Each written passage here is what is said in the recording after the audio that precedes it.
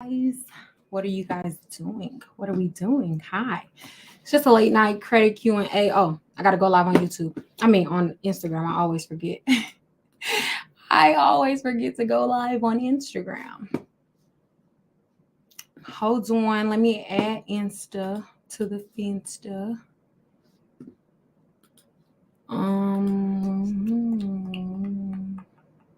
Wait, how you do it? Oh, okay. I got it. We got it. Let me make sure I'm live on Insta. What's up, y'all? I just got finished working and I wanted to do just a late night live. Oh, we live. Let me make sure I'm live on Insta. We live. What's up? What y'all doing? What are you guys doing? This is just a quick cash. I have just finished working and I was like, let me just go live real quick. Shout out to the Credit Academy members. We have a webinar in 2 days on repossessions. So if you have a repossession, been trying to figure out how to properly challenge it and all of that, we will discuss that on Wednesday. And as you guys know, the webinar does come with a full repossession dispute kit and packet. This is probably it's the most in-depth repossession webinar I've ever done. And also the packet on its own is everything. I'm like so proud of it because I took a lot of time to typically I approach repossessions like in a broad manner, in the sense that like each state has its own set of laws. But like this repossession webinar, I'm super excited about because I actually took the time to research each state's laws. And so each state, has different repossession laws. So I will be discussing all of the different laws for each state. So I'm super excited for this particular webinar. Okay, yeah. So this is just a regular Q&A, guys. So you guys can ask anything. I did a voluntary repo, but it never showed repo on my report, just a collection, and I settled it already. Okay, so a repossession can show as a collection. So like after a company repossesses your vehicle, they can then sell it to a collection agency. The original account will either show transferred or sold, or it will show within the comments repossessed. What could I do if 4 of my credit cards close at the same time? Oh, that's a big change on your credit report. Why did that happen? Do you know? Because typically, did you close it rather? Because maybe you closed it. Do you have any other credit cards? Because that also matters. Trying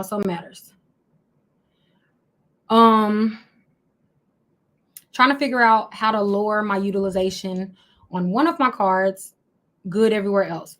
So I mean, this obviously sounds cliche, but like the only way to lower your utilization is to either pay down your card, increase your credit limits, do a balance transfer. So that's, pretty much the only things you can do to lower your utilization.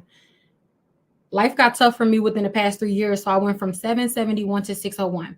Oh, I'm sorry to hear that. However, it's not the end of the world because you can always rebuild. Like there's never a point in your credit journey that your score is too low or too bad to improve. So what happened? Did you get late payments? Did you get collections? What was the change? Can you tell us again how to pay off credit cards to maximize points? I have enough to pay them off in full, but couldn't remember what you said. So, I mean, if you have enough to pay them off in full, then you can either just go ahead and pay them off, which is advised because then you are getting rid of that debt, and then you'll see kind of like that big jump in your score as you are lowering your utilization. If you want to step it down, like according to the thresholds, then of course you can go from make sure all of your cards are under 48% first. And then after you have placed all of your cards under 48%, then the next goal is to get all of them under 28%. And then after 28%, as close to between 1 and 10% as possible. So you can threshold them down, but you do know that thresholds do require you to wait a billing cycle in between each threshold to be fully credited for it. Does a repossession with a zero balance in a settled account status needs to be removed? So when a vehicle is repossessed or any property is repossessed, the account will forever be considered a derogatory account. So meaning that account could never be considered positive after a repossession, after a charge off. It cannot go back to being considered like a positive account. So even if you did pay it off or it was transferred to a collection agency, thus having a $0 balance, you can still challenge the original listing of the repossession to potentially get it off your credit report, because whether the balance is zero or whatever else you owed, it still is a negative. It does still have a negative impact on your score and borrowing power. How to improve payment history or remove late payments off credit report.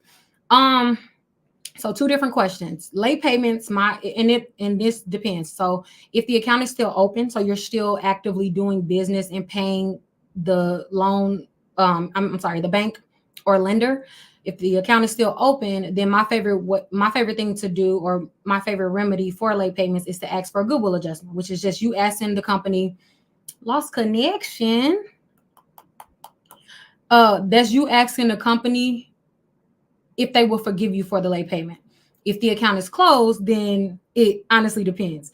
Is the live blurry on Instagram, guys? Because I'm streaming through StreamYard, and something in me is wanting me. I feel like I need to just go live from the Instagram app. I'm not sure. Is it blurry? Let me know. I keep getting distracted by that. I hate blurry videos. They asked, how much do you spend on CCs each month? Oh, girl, that really depends, especially if we're talking, I don't know if you're talking business or just personal, because it definitely depends. And it depends on, more so it depends business-wise, because there are some months that I have a lot of expenses. And then some months it's real low-key. But I mean, that heavily depends on which one you're referring to. How to remove fresh eviction off in a state you never lived in but help someone else. Give me more information on that. What you mean? So did you co-sign for someone? Did you get an apartment in your name for someone? You got to give me a little more information on that. I want you to help with my credit, but I don't want to disclose my information. Can you still help? Friend, how am I gonna help if I don't know what's going on? I can't. I have to know what's going on to help.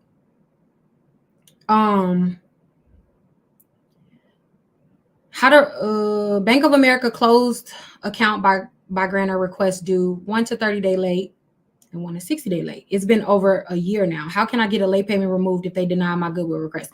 I would ask again, but also Bank of America is not really friendly when it comes to goodwill requests. So how long has it been? Oh, it's not blurry. Okay, cool. For some reason it's just showing blurry on my end. I am not sure why. How can I get inquiries removed? So you can challenge the permissible purpose of an inquiry. Do I think it's a waste of time? I personally do. I don't challenge inquiries really. I mean, you can, but I mean, after you challenge it, and let's just say best case scenario, it's removed, you're gonna get 2 points, if that. Due to medical issues, many charge-offs closed accounts by companies. Where do I start to rebuild? So the easiest way to rebuild or build initially, or even just establish your credit profile in like the correct manner, I always recommend having 4 accounts, at least 4 accounts open. Those 4 accounts needs to be primary accounts, so accounts in your name. 2 of those 4 accounts should be revolving trade lines, which are credit cards. So it can be a secure card, a subprime card, a traditional credit card. It doesn't matter. It just has to be in your name, and it has to be a credit card. The limit does not matter. The company does not matter. You just need it to be reporting to all 3 credit bureaus. So that's 2 of the 4 accounts. That 3rd account, get a short-term installment. So any loan, when I say installment, I'm referring to loans. So any installment under 36 months. The great companies to get short-term installments through that are very affordable and also approve pretty much anyone. Self, Kickoff, it is so many. I always forget my Grain. What's another one, y'all? So, and also if you're a member of like a credit union or a bank, most banks and credit unions offer credit builder loans, and that's all that a short-term installment is. It's the credit builder loan. Have one of those, and then the 4th account could either be a long-term installment or another short-term. So a long-term installment is any loan over 36 months. So if you have a car loan, if you have student loans, a mortgage, all of those are considered long-term installments. So if you already have student loans, you don't need to get another long-term installment. But the 2 credit cards and the 1 short-term installment would do great justice to anyone, by the way. So even if you're not just initially building credit, guys, the base level credit profile that everyone should have, and I recommend this over and over and over. I don't care what you're trying to buy, a house, a car, just to improve your credit building odds, and also get access to potentially higher credit limits and things of that nature. A great profile, and not even just a great profile, something that I recommend at the baseline of any profile is at least 4 accounts. The second that you do not have 4 primary accounts open, then regardless of how good your score is, your borrowing power is going to be, your credit profile is going to be considered thin. So you'll get what's called the thin profile penalty, which means that your borrowing power is heavily impacted. How much you can borrow, at what rate you can borrow funds at. It all depends on your borrowing power. So someone can have a high credit score but not have a high borrowing power. You see this a lot when let's say someone has a 700 plus credit score, and I hear this every day. Hey, I have 700 plus, or I have 680, and I can't get approved for this card. I can't get approved for Amex. I can't get approved for any cards over 2,000, 5,000, 10,000. That means that your borrowing power is low. I've seen people with 750 credit scores can't get approved for a 10,000 plus credit line. That means that their borrowing power is low. So when it comes to like credit and applying for things, the first thing that everyone has to understand is your credit score does not matter. Your credit score does not matter. American Express does not approve everyone with a 700 credit score. Shoot, Capital One doesn't even approve everyone with a 700 credit score. You can actually be fresh out of bankruptcy and have a 700 credit score, right? So your credit score, the actual score, it doesn't matter. What matters is how your profile is set up, what your profile says about you as a borrower, and the history that you've built, that you've accumulated in your name. So not just signing up for not just attaching yourself to anyone else's credit card, right? Like only having AU accounts or having more AU accounts than you have primary accounts. That's a mistake that y'all always make because I see it too much. The second you have more than 2 AU accounts on your credit report, it's done. It's a wrap.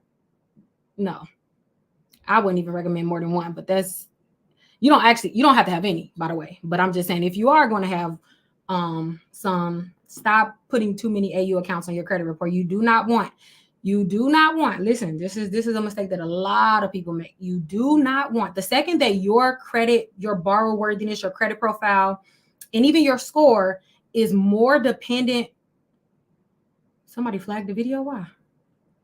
Anyways, the second that your credit profile and your borrowing power is more dependent on someone else's credit history, you lost.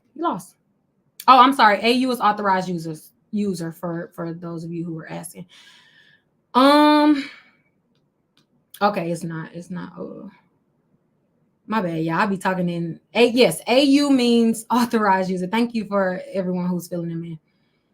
Does a pay then less hurt your credit? So you're referring to like a settlement. So let's just say you have a charge-off account or a collection account and you choose to settle the account rather than paying it off in full. That counts just as much as a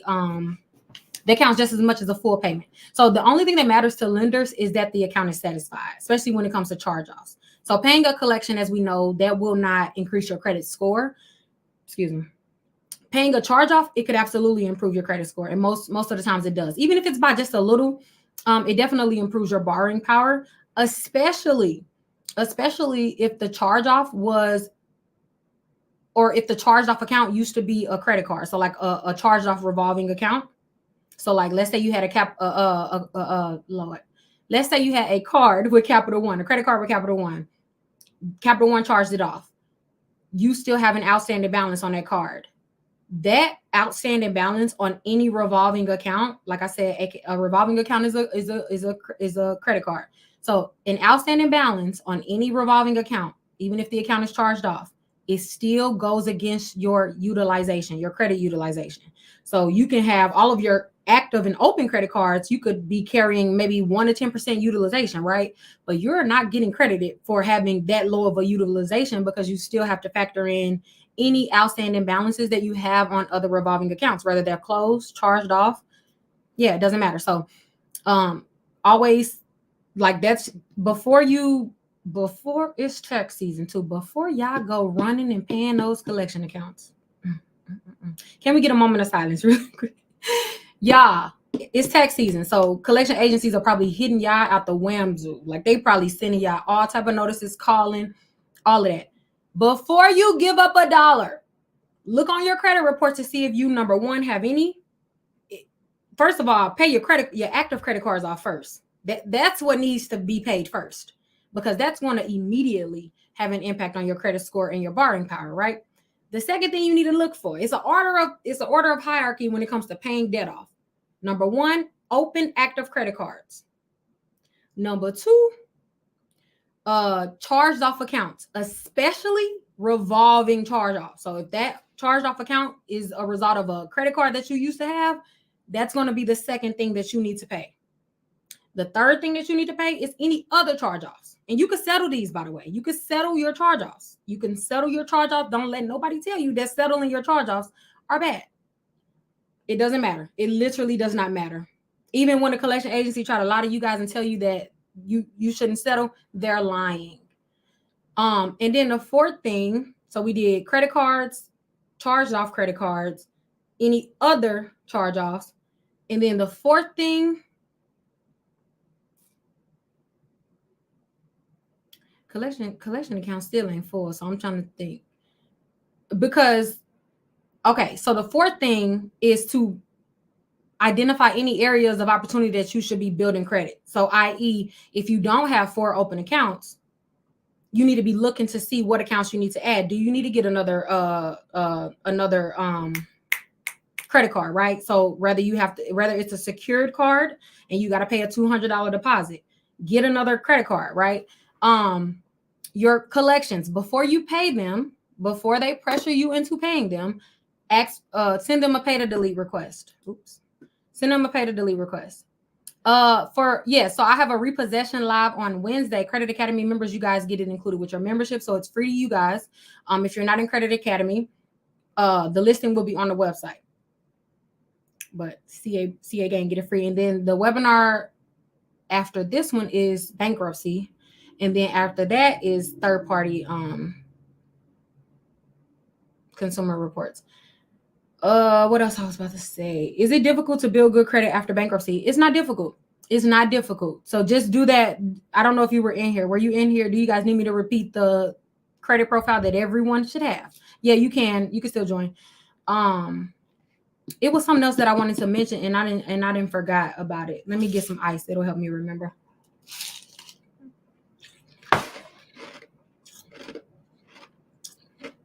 Okay. That's a good question. Okay, what should we do for closed accounts to improve our score? Okay, so number one, not all closed accounts are bad. There's this theory or whatever, there's this belief, this overall belief that closed accounts are bad, or you need to challenge every closed account on your credit report. That is not true. A closed account is only bad if it's in default or if it has an outstanding balance. So if the account is closed, but you still owe the company a balance, then yes, that is bad. Obviously, if it says repossessed, obviously, if it's charged off, then those are considered negative closed accounts. If the account is closed just because, let's just say, either you decided to close the account or the company decided to close it. Let's say it was a credit card and you didn't use it.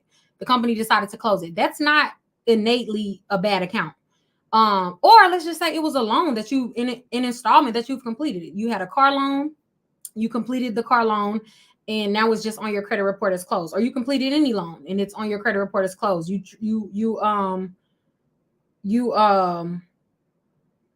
got a new vehicle, traded in your old vehicle, got a new vehicle, all of that. Those are closed accounts, right? Those are not bad. Another great way to measure the effectiveness or measure like your closed accounts, some closed accounts, even if they are paid installments or paid loans, right? They can still be bad, right? However, they can only be bad if you have too many late payments attached to that closed account. So what I mean by that is when you look at your credit report, a great way to measure how bad a closed account is, make sure that for every late payment that you have on this account, so for example, we're just going to use a car loan. Let's just say we had a car loan. The average car loan is like 48 months. So let's just say you've paid off that car loan. So now it's closed and it's on your credit report, and you have some late payments attached to that car loan within the history of the 5 years of having this loan. The only reason, or the only way that you should want to challenge this account is if there are too many late payments. What are too many late payments? Okay. Quick math. As long as you have 11 on-time payments for every one late payment that you have attached to that account, then you're good. Do not challenge it, because you challenging that account or getting it erased off your credit report or deleted, it's going to do more harm than good, right? So basically, every year that you've had that loan, you're only allowed one late payment. And not even allowed. Obviously, I'm not encouraging late payments, but I'm just saying in terms of what it does to your credit profile and your borrower worthiness, as long as you have 11 late payments, 11 on-time payments for every one late payment, then they sort of cancel one another out in terms of the damage that it does to your profile. So you need 11 on-time payments to undo the impact of just one late payment. And this is for any account, right? So if you're looking at a car loan, a 48-month car loan, what's that, 4 years? Yeah. So that's a 4-year car loan, right? If you have more than 4 late payments on this loan, then yes, it is doing more damage than it is helping your profile, right? But let's just say you have 3 late payments or even 2 late payments for this 4-year car loan, then I would not personally recommend that you challenge it. Now, student loans are different. Because student loans, and I'm referring to federal student loans, not private. So because federal student loans don't report that you're late to the credit bureaus until you're at least 90 days late. So you literally will have 3 late payments before you are even aware that you're late, or before the credit bureaus are even aware that you're late. So because it takes essentially so many late payments for them to even report you as late, then there's a little more leeway when it comes to student loans. And also, a lot of companies tend to take the student loan late payments lesser than like any other installment late payments, right? So yeah, that's like the only exception. But any other installments, the rule is only one late payment allowed for every 12 months. And please do not think I'm saying allowed like I'm saying like, oh, it's just okay if you get a late payment. Absolutely not, because one late payment can literally decrease your score up to 100 points, depending on where you are on your credit journey, right? So no late payments is best, but life happens. 97% of credit reports has late payments on them. So, in a perfect world, no late payments is amazing, advised, like, and recommended, of course. However, if you do have a late payment, you need 11 on-time payments to undo the impact. Even if the score, so someone said, I had a late payment 7 months ago, but my score has since rebounded. I thought I was good. Okay, so again, your scores. Okay, the best way I can explain this is, yes, your score will absolutely and most likely, as long as you're building credit, your score is going to rebound before 12 months, right? So you'll probably get a higher credit score within 12 months. However, when it comes to your borrowing power, again, that's not dependent on your score. That's not dependent on your score. Again, when lenders are approving your application, your score is just a very small part or aspect of them approving you for whatever they're going to approve you for, and also the amount that they're going to approve you for. Your score has very little impact. It's your credit profile, because your score doesn't tell them anything. Anybody can have a high credit score. Like, literally, it's not hard to get a high credit score. It is hard to get a borrowing power that matches your credit score.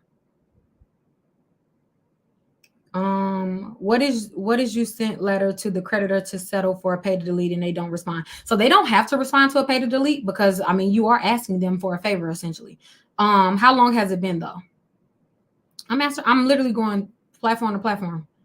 Every other question. Yes, Repo Live is Wednesday. What's today? Monday, right? Yeah. Repo Live is Wednesday.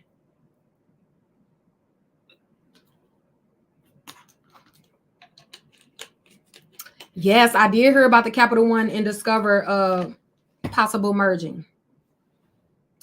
What does it mean for consumers?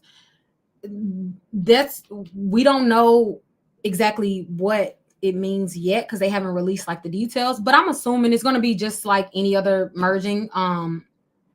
It's not going to change like your credit score. Maybe it'll change the name that's on your lender, on the creditor, on the bank, but it's not going to, it shouldn't change, rather. I don't want to say not, but it should not change how you are doing credit wise with them, right? Like, so I don't know if you guys remember when SunTrust and what BB&T combined or merged like a few years ago.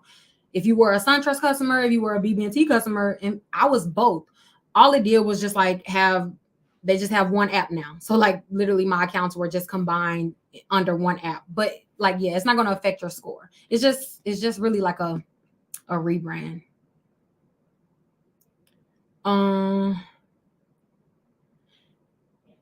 100K credit limit amongst all 20K CC debt, best way to pay off.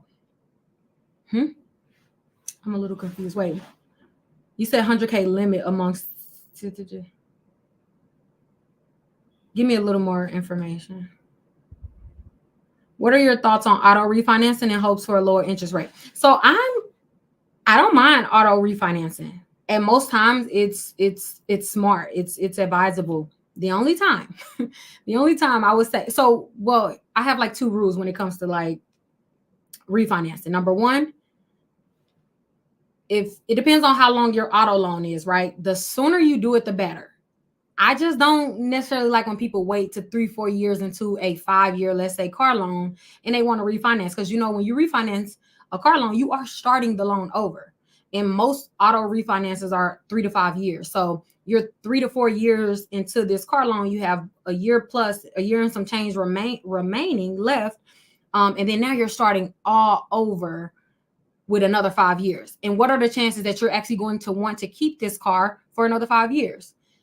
That's a personal preference. So if you know, like, okay, I know I'm not going to want a car for another 5 years, then I can understand it. But if you're like most people are not keeping their cars for 8 years nowadays, understand that you refinancing this car so late in the loan, and then you wanted to possibly trade it in, let's say in like a year or two, you're going to have some negative equity. So that's when it's not advised. The sooner the better. Like if I refinance my vehicles, when I have to refinance, because I haven't financed the vehicle in a while, but when I did refinance my vehicles, or what I usually advise is do it as soon as possible. Like I remember my two car loans ago, I refinanced within like 2 months of getting the car. So the sooner the better. Just don't wait too long. And what company would you recommend? So Capital One Refinance is actually really good. Like they're really good, and they will either match. Well, you could usually get them to match or even beat like a credit union offer, namely like Navy Federal, which Navy Federal, y'all know they known for like the best interest rates, the best loans, period. But specifically auto loans, Navy Federal is really good with auto loans. So if you can't get Navy Federal or whatever the case may be, try Capital One Auto Refinancing. And the dope thing is, and I don't know if they still do this, so I might want to be careful with saying this, but what they used to do is you don't get a inquiry, like a ding to your credit, unless you're approved, unless you accept the offer. So they'll literally tell you your offer terms, and you can choose to either accept it or not. Navy been under fire lately. They've been stingy. I have a comment on that, but I'm gonna keep it to myself. Capital One don't give increases for real, so I don't know. I might gotta cancel it. I wouldn't cancel it. Like I still have a $200 Capital One card that was like one of my first credit cards. I still have that. And so before y'all cancel any credit cards, understand that the older a credit card is, the more positive impact and the more benefits that it adds to your credit profile, regardless of the limit. So like I said, I have a $200 Capital One card that's, at this point, I don't even know how many years old it is. I got it in college. So I don't know, maybe like 8, 9, 10 years old, right? That $200 Capital One card is actually more beneficial to my credit profile than my $90,000 Amex card, my $87,000 Chase card. Like literally that $200 card does more for my credit profile than the cards that are nearing 100K. And that's simply because an aged credit card is the best type of account. The main difference between like a credit card and a loan is, number one, every loan has to end. Every installment comes with a term ending date. right? So the second that you sign up for any loan, you know, before you even drive off the lot or whatever type of loan it is, you know how long you are to pay this loan off, and you know the contract end date, right? So every loan has to come to an end. When an account closes on your credit report, you'll lose credit age. A credit card, you can theoretically keep a credit card for life, like for life. So again, I got a card in college, a Capital One card in college. I plan to keep that card forever. I don't even care if Capital One don't give me an increase. I don't care. I don't use the card. Well, I do have I have 2 subscriptions on the card. So I have like Netflix and Hulu on it just to keep it open. Because as you guys know, um, the more you don't use a card, a company will close it. Like they absolutely will close it. So if you do have credit cards that you are no longer using, especially if they don't have an annual fee, put a subscription on there. Put a subscription on there, set it up for auto pay, and go about your business. I wouldn't recommend that you close it. So any credit card that does not have an annual fee, it honestly makes no sense to close it. It does not make any sense to close it. Just me personally, I don't see any benefit to closing a credit card that does not have an annual fee. Because what is it hurting you to keep it open? It's only helping you. It's only helping you. Oh, wow. I wish I would have seen this 2 months ago. I recently just closed 3 credit cards that were not increasing. Oh my goodness. 3 at the same time is you already know it was a bad decision. I'm not even gonna I ain't gotta make it worse, right? Because I was gonna tell so but I'm gonna use your story just to send an overall message.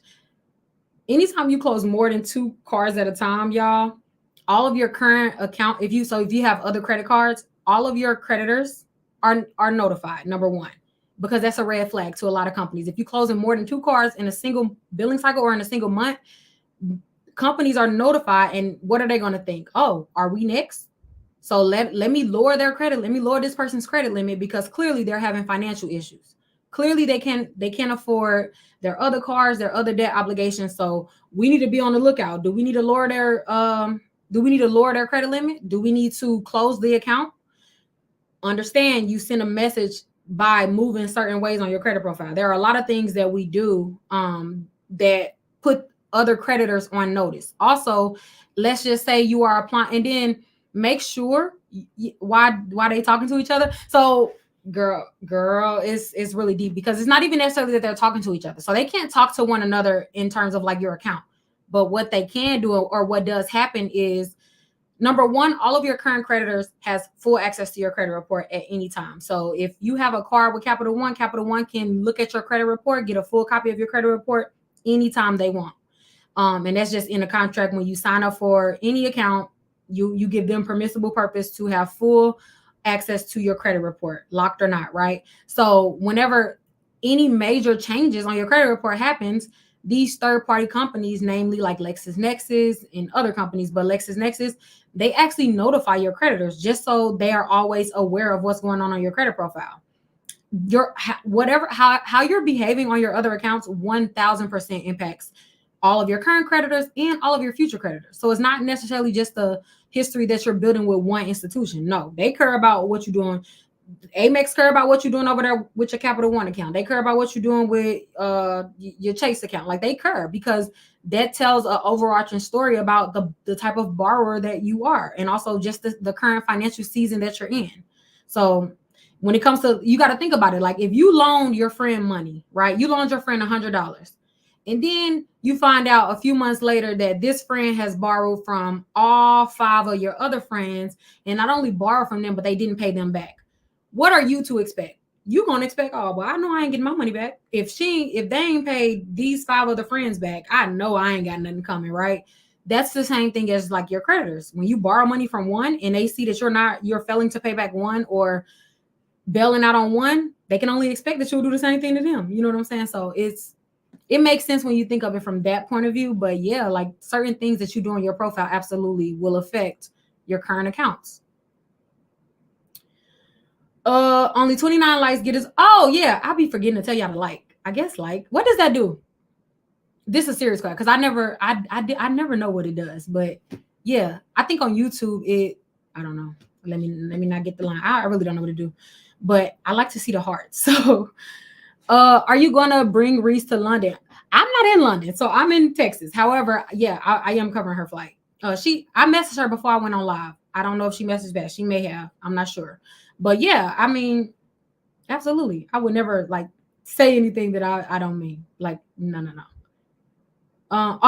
Yeah. I don't know if she messaged me back because I'm on live right now. So if she did, yeah, I'm gonna get to it. But yeah. Oh, mm, mm, mm, oh, it pushes you on the algorithm. Oh, okay. Yeah, like it. Like it did. That's cool. Does a bankruptcy erase your evictions? A bankruptcy doesn't erase anything. A bankruptcy seizes your ability to have to repay certain debts. So it doesn't erase anything. You can file bankruptcy and all of like the accounts will still be on your credit report. They'll just be closed. Is it good to pay off all CCs but one? What do you mean? But like, are you when you because there's two ways that I'm taking that question. Are you saying like, is it cool to ignore one as long as you're paying all the rest of them, or are you saying like, give me the question again because I want to make sure that I'm answering it correctly.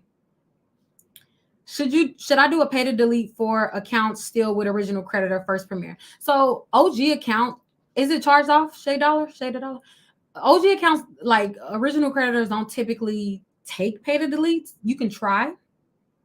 Pay to deletes are typically reserved for like collection accounts for the most part. Jordan, what companies are they with? Jordan Elise, what companies are the late payments with? And also, are the accounts open or are they closed? Why do people tell us to freeze them? Oh, you're talking to someone else. What are you referring to? Like the third party? What are you talking about actually? Because I don't know if you're referring to credit bureaus or what. Let me know. I can clarify it for you though for sure.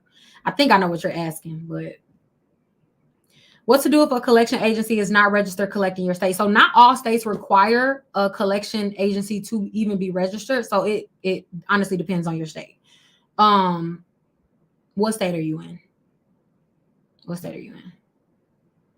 Why do people tell us? Oh, I just read that.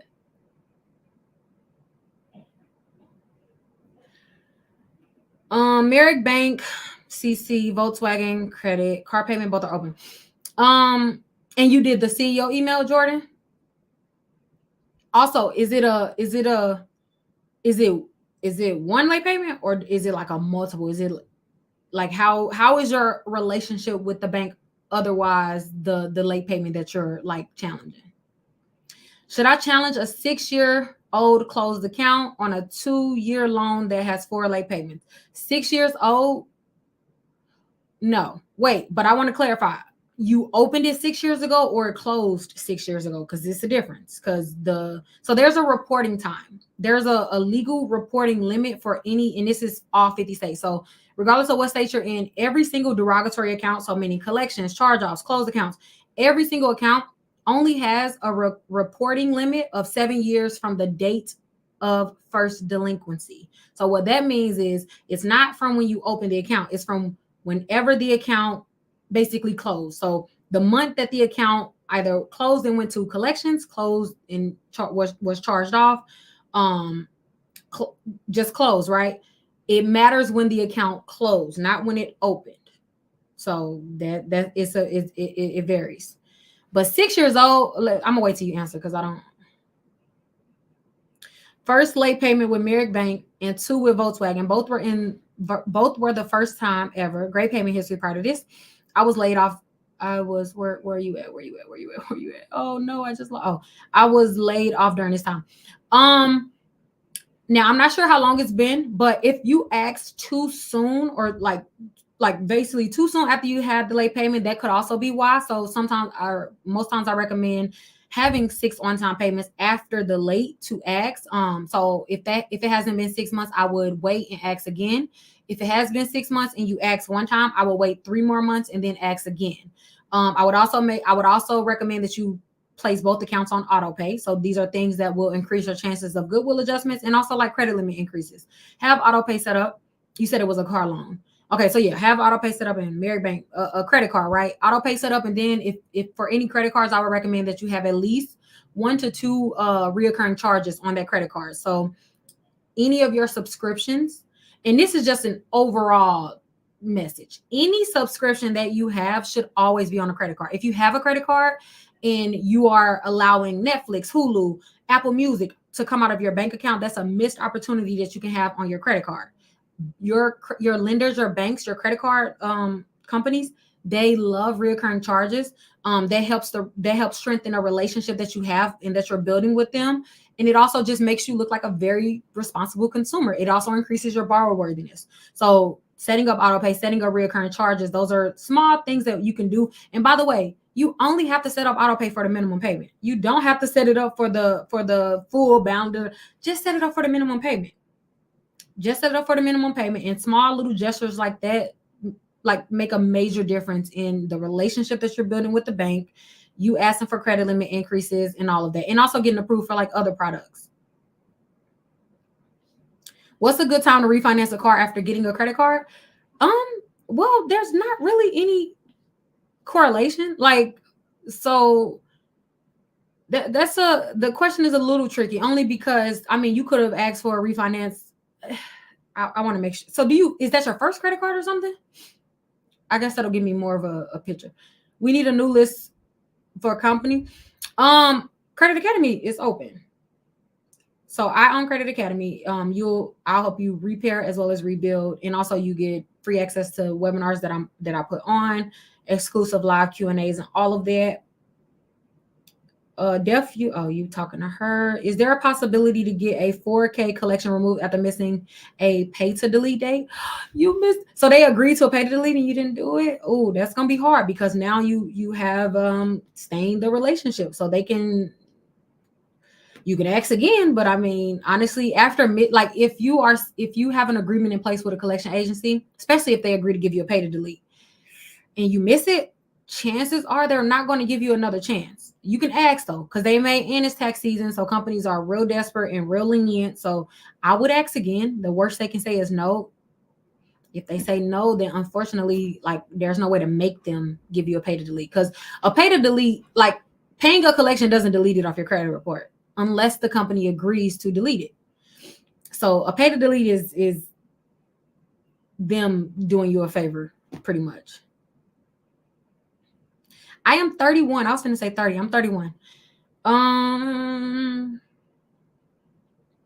Should I pay off all CCs completely or pay off? Oh, that's what okay, let me go back to your question. Wait, should I pay off all CCs completely or pay all but one and keep paying on it? So you should pay off all. However, I recommend, and it honestly depends on if you plan to apply for anything within the next month or so.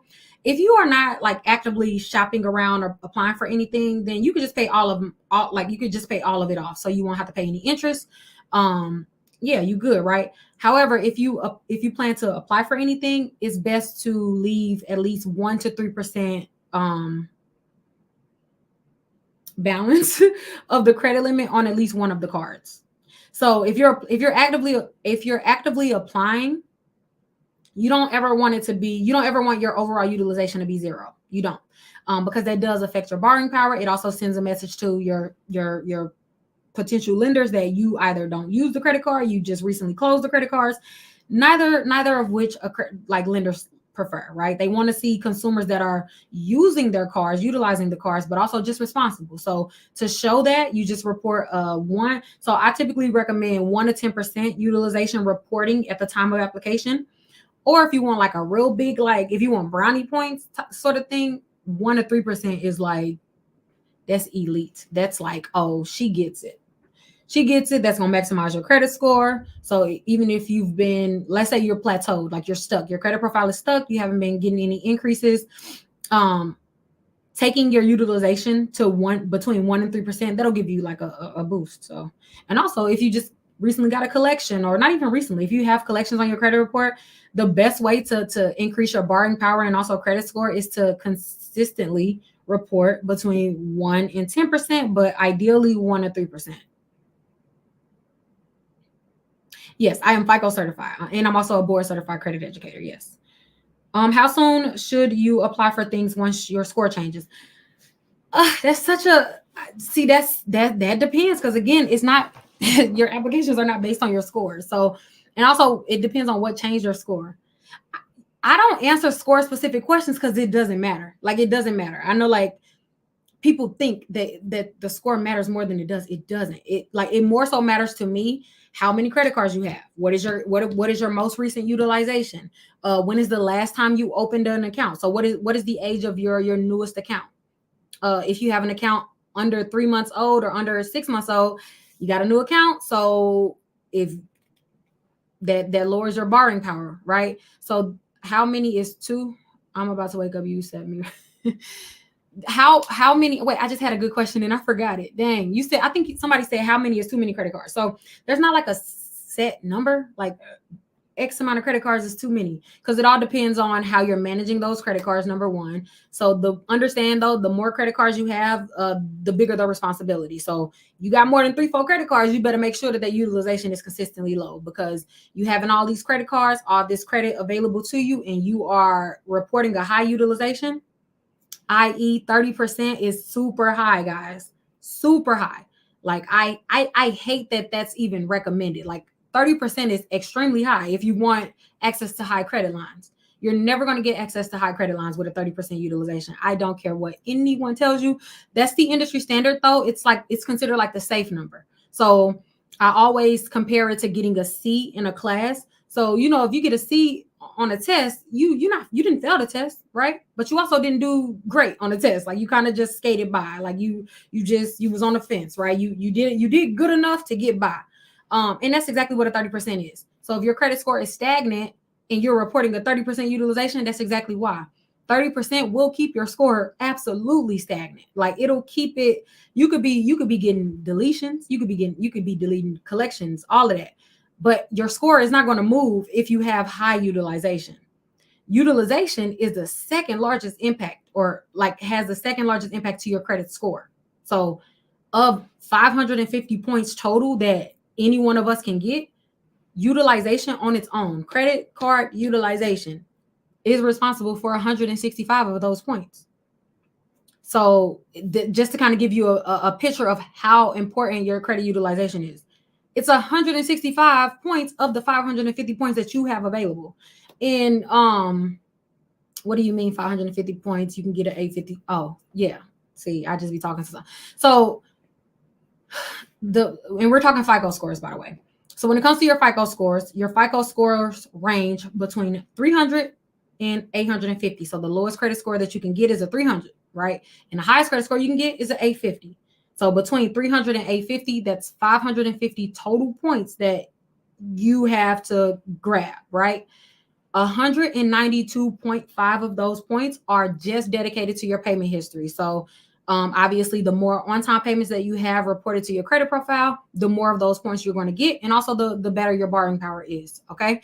Second, credit utilization, which only pertains to credit cards. So credit utilization is 165 of those 550 points, right? So if you do not have a credit card open, if you don't have a credit card open, then you are missing out on 165 points and also 30% of your credit score, literally, and also 30% of your borrowing power.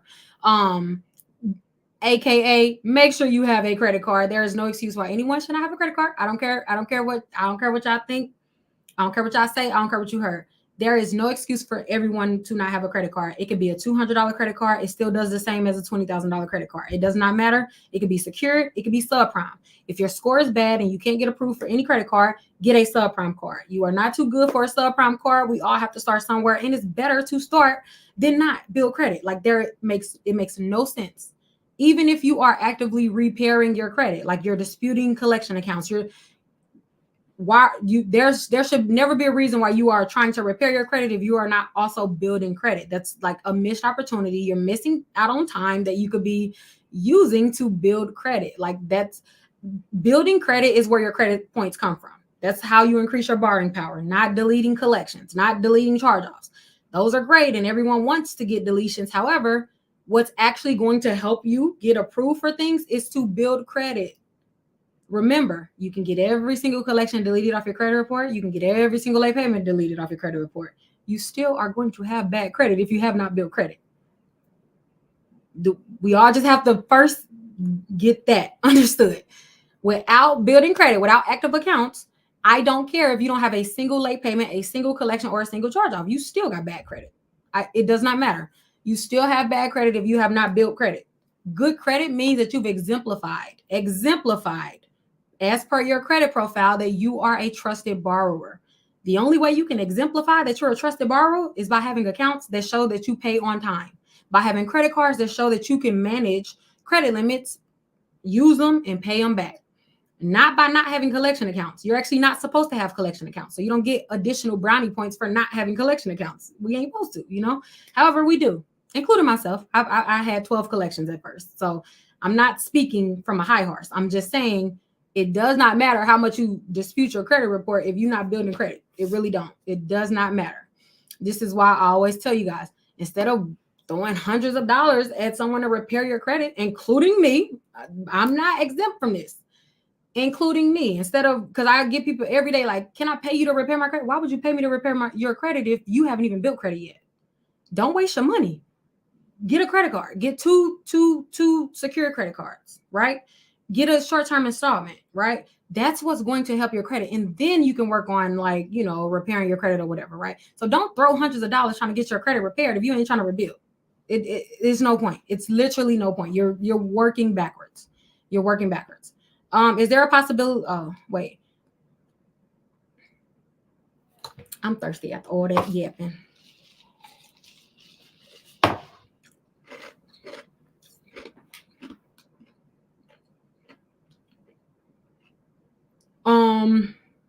What's the impact of first delinquency when an institution waits to close the account till after the last court settled payment? Reporting C for months past the initial 30-day late.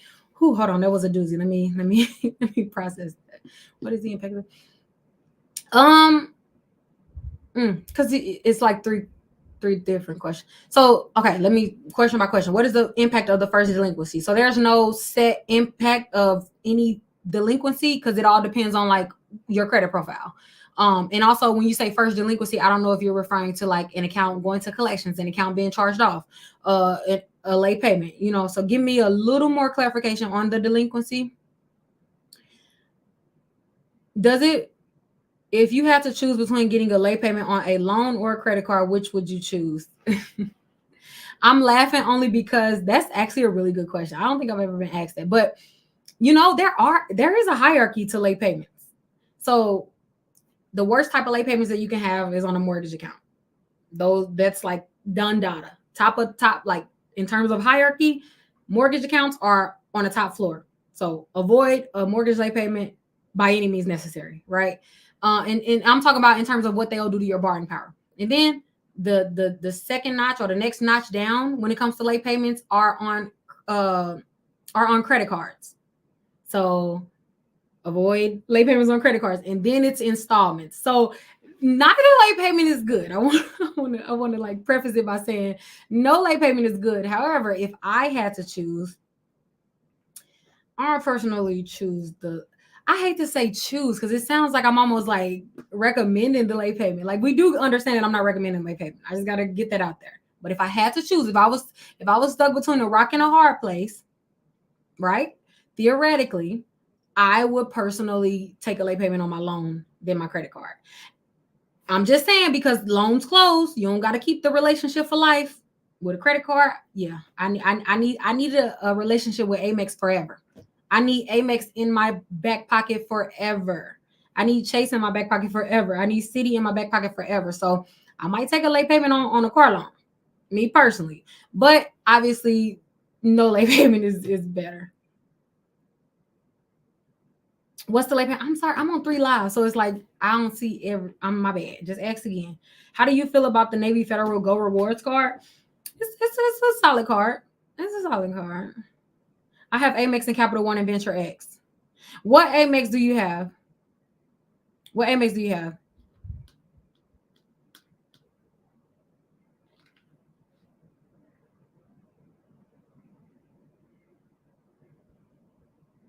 I've been following you for only 4 months and already my credit score has improved 97 points. And also I got my first high limit 10K credit. Shout out to you. Shout out to you. Shout out to you.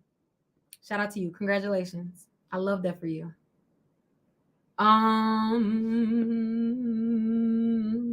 Why Credit Karma always seem wrong, random, or behind? Because they are. Credit Karma is your Vantage score, so it's not your FICO score. If you want your true credit score, you have to either go to My FICO or download the Experian app, and you can get all three. A Credit One account was opened fraudulently.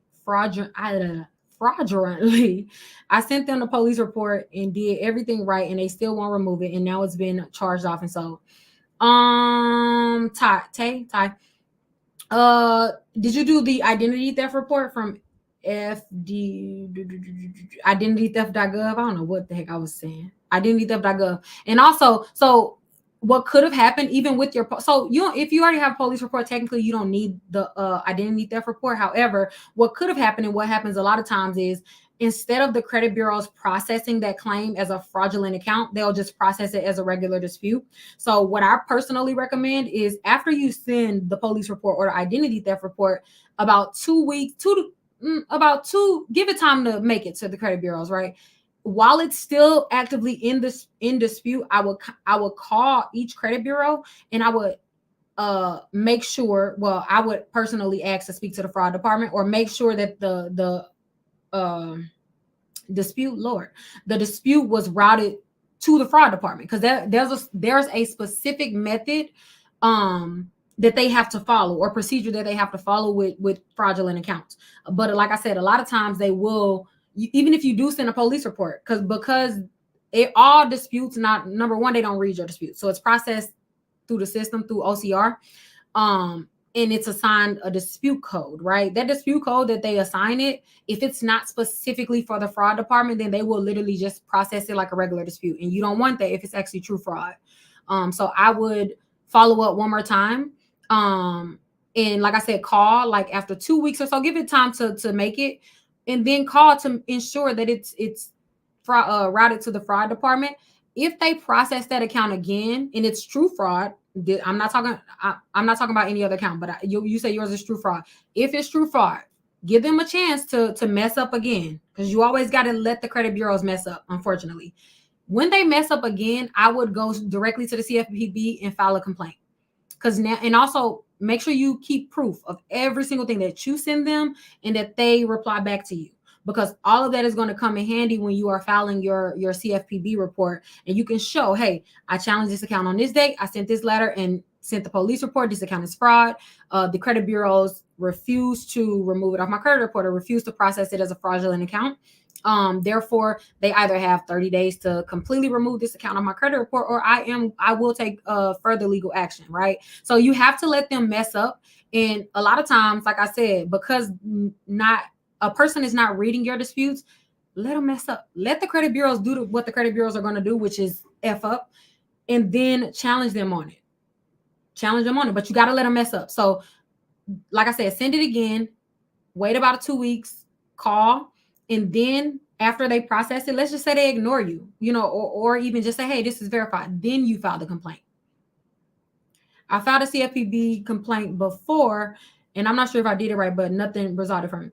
Okay, so a lot of times y'all be filing CFPB complaints wrong. Y'all be filing them wrong. So if you go to the CFPB, number one, you have to be able to prove every single thing that you're claiming in black and white. Like however you're going to prove, whatever you're challenging, you have to be able to prove it, and you have to upload it with the complaint. Number one. Number two, you have to, and this is according to the FCRA as well as the FDCPA.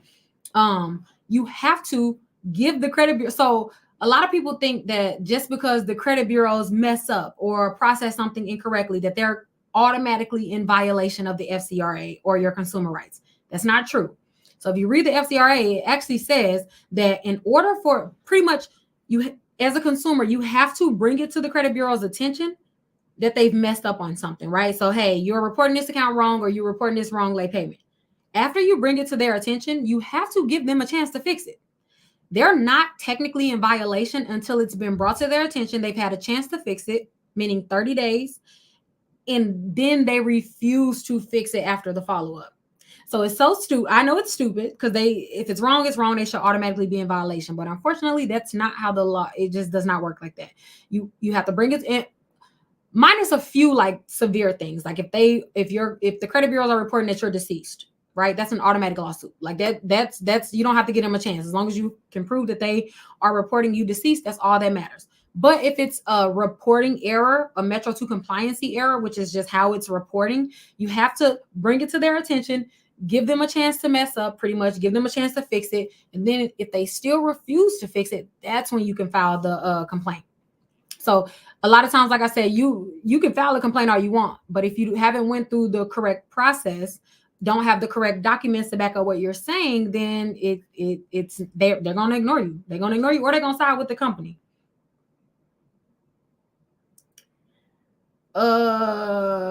First Premier Club. Hold on. Have you ever seen a bankruptcy get removed? Yeah, absolutely. Yes. Hold on. Oh wait, it ended on Instagram. It's showing me that it's still live. Let me check. Did it? I'm screaming through a third party site, so I don't know. I hope it didn't end. Am I still live on Instagram, y'all?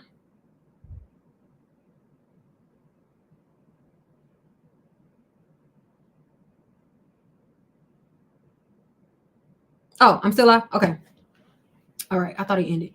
First Premier closed credit cards and stated they'll write off account 219. Should I do a pay to delete or a settlement? So if you had the money right now to settle it before they charge it off, because when they say write it off, they mean charge it off. If you can avoid the charge off, you said before the 19th. Today the 19th.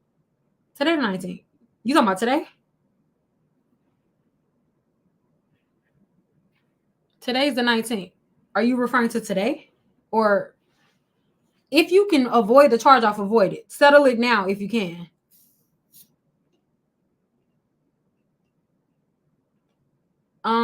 Did a cash refinance on my mortgage. Am I wrong to pay off all cards and auto loans early? Definitely pay off your cards because that'll lower your utilization and also increase your score. Paying off your auto loan unless you have to, I don't recommend paying. Well, so do you have established credit? Because if you don't have an established credit profile, meaning like three to 4+ years of history, open accounts and all of that, then I personally would not recommend that you close your auto loan early. Your credit cards, absolutely pay them off. But when you pay off an auto loan or any loan, you close that account. So you will lose credit age. And also you're not credited for the single late payments that you're not credited for the single late payments. You'll only be credited for one payment. Although you paid 20+ payments off at one time, you're only credited for one payment. Remember, the more payments that you have reported to your profile, the better your credit profile is, the more experienced you're considered, and the better your borrowing power. So you want as many payments as possible. The only time that you should close off an auto loan, or not should, but like that it's cool to, is if, let's say, you're refinancing the auto loan. So obviously you are closing that loan and starting a new one. You're trading in a car. If you really not, like if you've already established credit and already have, so basically I'll tell people within 5 years, so every pretty much 5 to 6 years, you want to have a completed installment. So a completed installment is not a paid off installment. It's an installment that you paid according to the term agreement. So if this account was 36 months, don't pay it off in 12 months. I know a lot of people think that that's a boost in your score or borrowing power, but it's actually not. So ending installments early actually, for the most part, does more harm than good. Because again, good credit is just you showing that you pay on time or that you pay according to the loan agreement, right? So you want as many payments as possible. You want those payments to count. So if you don't have to close it, I personally would not recommend it, but if you already have established credit, and you really don't have to worry about it. But if you're still within like the first 3 years of not just building credit, but actually like building a good credit profile, because there are people that has technically been building credit for 10 years, but not really. Like you look at their credit profile, it's still super thin. They maybe have only had experience of one loan, two loans, or maybe like a $200, $500 credit line, right? That is still building credit, right? But it's not.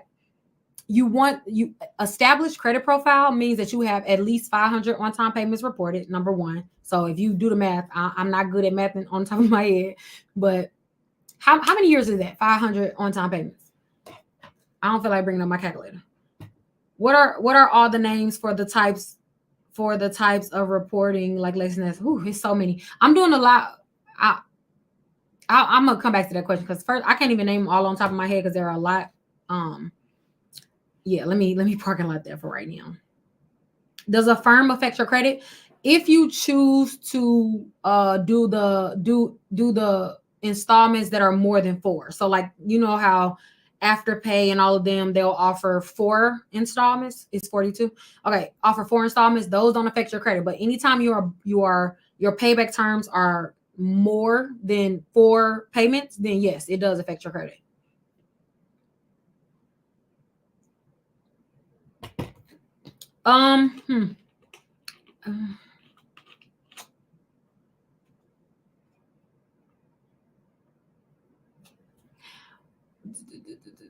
Oh, yeah, talking to each other. When is the best time frame to request collections to be deleted early or close to the 7 years? I'm assuming you mean like to. Well, number one is the collection paid. If it's not paid, then I will request to pay to delete. And there's no time limit. You can request to pay to delete the day after a collection lands on your credit report. So there's like no specific time limit. I will say though, so if you do have any derogatory accounts, derogatory meaning charged off or in collections, if it's within 6 months of the natural fall off date, so if it's been on your credit, if it's been in derogatory status for over 6.5 years, then request an early exclusion from the credit bureau. So that just means that if it's within 6 months of already naturally falling off, and if you print out your credit reports, it'll literally tell you when the account is due to fall off your credit report. If you're within 6 months of that date, instead of waiting that 6 months, you can call the credit bureaus and be like, hey, I'm about to apply for a home. This account is about to fall off within 6 months. Do you mind granting me an early exclusion? And that just means that they delete it off early. It depends on the rep that you talk to. They'll say yes or no. I am not above calling back. If I get a no, I'll call back and get another rep. Because it really be depending on how good of a day that the rep is having. Do you suggest a snowball method to pay debt off? You know what's funny? Every time I comment on any of David Ramsey's methods, I have to like argue with people, and I just don't. So, it's cool. It's cool. But if you want to increase your credit score if your credit score is your concern, then no. If just lowering your debt is your concern, then yes, that makes sense, right? But if you are in the process, or like your biggest concern in this season of your life is to improve your credit score, then the snowball method won't necessarily aid to improving your credit score in the best ability, right? So I'm a credit educator. So when I'm referring to payoff methods and things of that nature, there's just a different approach than David Ramsey. He's more debt free, like don't get credit cards, don't get loan. I personally don't agree with that. If you ain't, it's easy for him to say because he's rich. He's very rich, so he can go and buy a $600,000 home in cash. You know what I mean? But most people can't. So some of his methods are super unrealistic to me personally. So yeah, that's what I'll say about that. Yeah, some of his methods are very unconventional. Like stay with 5 roommates and do that for 10 years. To me, no, I can't. And also, and obviously some of his like advice I agree with. But what I will say is this whole building credit and increasing your credit score and obviously to increase your credit score, you will have to get debt, right? And not all debt is bad debt. So a lot of people hear debt and they automatically like get scared or freeze up, but not all debt is bad debt. Every Fortune 500 company in America has debt. Good debt and bad debt, the difference is your ability to pay it off. So for example, when you get a home, when you finance a home, that is debt. I'm technically in debt right now because I own properties, right? So I pay a house note, or I pay a mortgage, right? My car is paid off, but when it wasn't paid off, or any car that you get, that's considered debt. Your student loans, if they're still outstanding, that's considered debt. Debt is not only considered like collection accounts or charged off, right? So there's good debt and there's bad debt. in order to build credit, you have to get debt, because how you can't have a credit card without debt. Now, when I say I'm technically in debt, I have enough liquid to take care of all of the debt that I currently have right now, right? However, I won't do that because that's not going to aid to my credit score. And also, I'm team use other people's money at the lowest interest rate that you possibly can. So I just have a different approach to him. No, your credit is never too bad to fix. That's it. I've never seen a credit score or credit report that is irreparable. I have seen individual people that are to their own demise, because like they just, so the biggest, some, that was a good question. So someone said, what's the biggest mistake that you see when repairing credit? Oof, it's a lot. It's a lot. It's a whole list. David Ramsey is worth 100 million. He has good ideas, but it's unreal. Yeah, so that's all I'm saying. Like, it's easy to say don't ever get debt if you can afford every single thing that life has to offer with cash. Like, that's easy to say, of course. But for most people, how could you tell me? Hey, could you tell me why my credit scores are higher? So Experian is your FICO, and then smart credit is your advantage. So don't score watch though, especially while you are repairing your credit. It's your credit profile that's going to make the difference. So if you are actively repairing your credit, you honestly I wouldn't even recommend that you have a subscription to like my FICO or Experian, because you score watching during a repair process is only going to drive you crazy, and you low-key wasting your money. I would check before, and then maybe like every 6 months or so. You know what I'm saying? But yeah.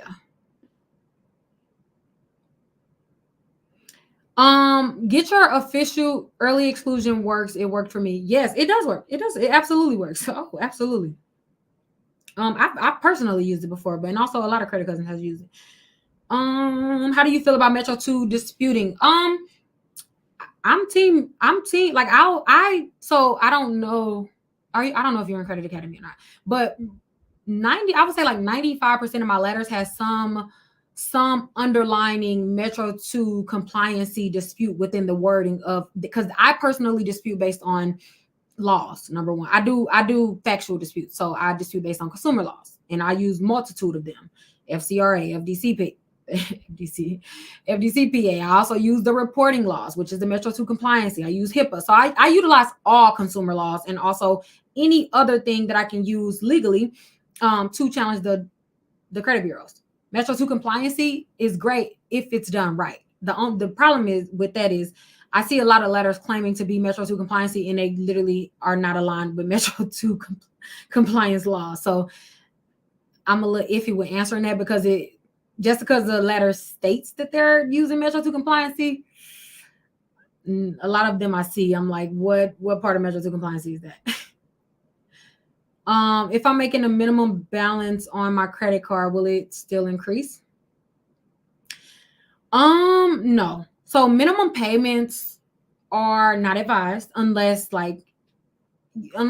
you absolutely have to.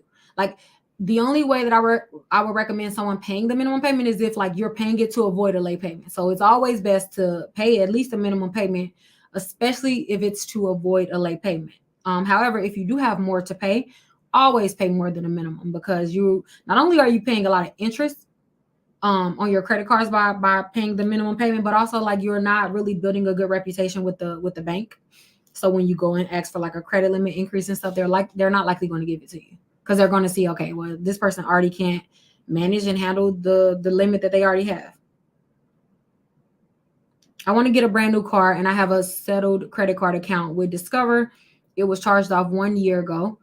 What advice would you give for me to qualify? Do you have any active credit cards, Chanel, outside of the Capital One account? And if you do have any active credit cards, what is your current credit utilization?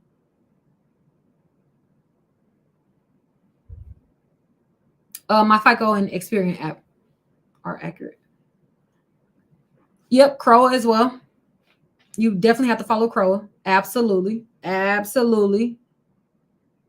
Oh, you was talking to somebody else. You was talking to somebody else. You weren't even talking to me. But absolutely, we are always legal and ethical around here. We don't take penitentiary chances to improve credit around here. No, ma'am. Or sir. I don't know if he was a boy or girl. No, ma'am, no, sir. Y'all won't ever catch me recommending any advice that's illegal or unethical. I enjoy living a peaceful life. I enjoy raising my children. I'm not going to be behind bars to help people repair their credit. I don't get it. I really don't get that. I just don't get it. I have 4 credit cards, and also, all jokes aside, well, that wasn't a joke, but also there are, like, when you study credit, because the problem with the credit repair industry is, unfortunately, there's no um certifications or like requirements to claim that you're like a credit repair expert, right? There's no requirements. So anybody can wake up tomorrow and be like, hey, I want to repair credit. Or most people, like, they'll repair their own credit, and then they think that just because they repair their own credit, they can repair everyone else's credit. The problem with that is most people are not studying the laws that they need to study. Most people are not aligned with CROA. Most people don't even like know how to read a credit report, unfortunately. So that's the only issue. So it's like they'll hear and see certain videos or trendy things to do that work for someone else, or find all these shortcuts and stuff like that to help someone repair their credit. And then next thing you know, you are putting the consumer that you help, number one, in more jeopardy, but also like putting yourself in jeopardy. That's insane to me. Like, I just truly, I've never understood that. Like, because you know what, I ain't even gonna get in there, but I have so many thoughts about it. It literally boggles my mind that people are willing to literally break the law, go to jail for helping other people repair their credit. Like, that just never makes sense to me. I don't understand that. Insane. I love y'all, but not not nearly enough to sacrifice my freedom helping you guys repair your credit. And also, if you do study consumer laws, if you study the reporting laws, Metro 2 compliances, get certified with FICO, get boards. Like, if you study credit, you'll know that there's more than enough ways to legally and ethically challenge your credit report. Like, more than enough. And also, not trying to find a solution for everything, because number one, not every account is going to be able to be deleted. It just is what it is. Some accounts you're gonna have to settle. Some accounts you're gonna have to do a pay to delete. Some companies is not having it. And that's just, it just is what it is. No, I'm never going to claim to have a solution for every single account, because number one, the only thing that I can do is to show you how to properly challenge something, how to professionally challenge something. Or I can also show you, if you, in the event that you can't get that removed, what else you can do within your credit building journey to lessen the impact of said derogatory or etc. Right? Like, so no, let's get on the subject, because I'm like, that one subject is something that I can really talk about forever, because it really just, it's insane to me. What do apartments exactly look at when checking credit? You know what's crazy? So when you apply for an apartment, and this goes for a lot of industries, but like, we're just gonna use apartment because you asked for apartment. When you apply for apartment, outside of like just glancing at your credit report, really what makes the difference in your rental applications are the rental reporting agencies. So not the big three, not TransUnion, Equifax, and Experian. It's going to be your rental consumer reports, which those are lesser known companies that report to not report to rental companies, but rental companies will pull your rental reports to see your actual rental history. So if let's say hold on, I'm pulling it up so I can tell you. I'm getting distracted. Hold on. I'm gonna pull it up though, because I want to give you the accurate answer. So what they're gonna, number one, if you have a history of renting, I don't know if this is your first rental or whatever. Most apartments, we'll just say apartments, most apartments will require you to have like a 650, 680, whatever, right? However, what really makes the difference is your history. So do you have any other evictions? If you notice, evictions are not on your credit report. So they're not looking at your credit report to determine if you've had any evictions. What they're going to look at to see if you've had any evictions are, come on, computer. My computer keep doing a freaking spinning ball. Hold on. It's so slow now. Apple got to do better. This computer is not even 2 years old. Hold on, y'all. Okay, Rental reports. So if you cannot get approved for an apartment, or if you are approaching like applying for an apartment and you're just trying to make sure you're good to go, what is going to really matter outside of your credit report? This computer is driving me crazy, bro.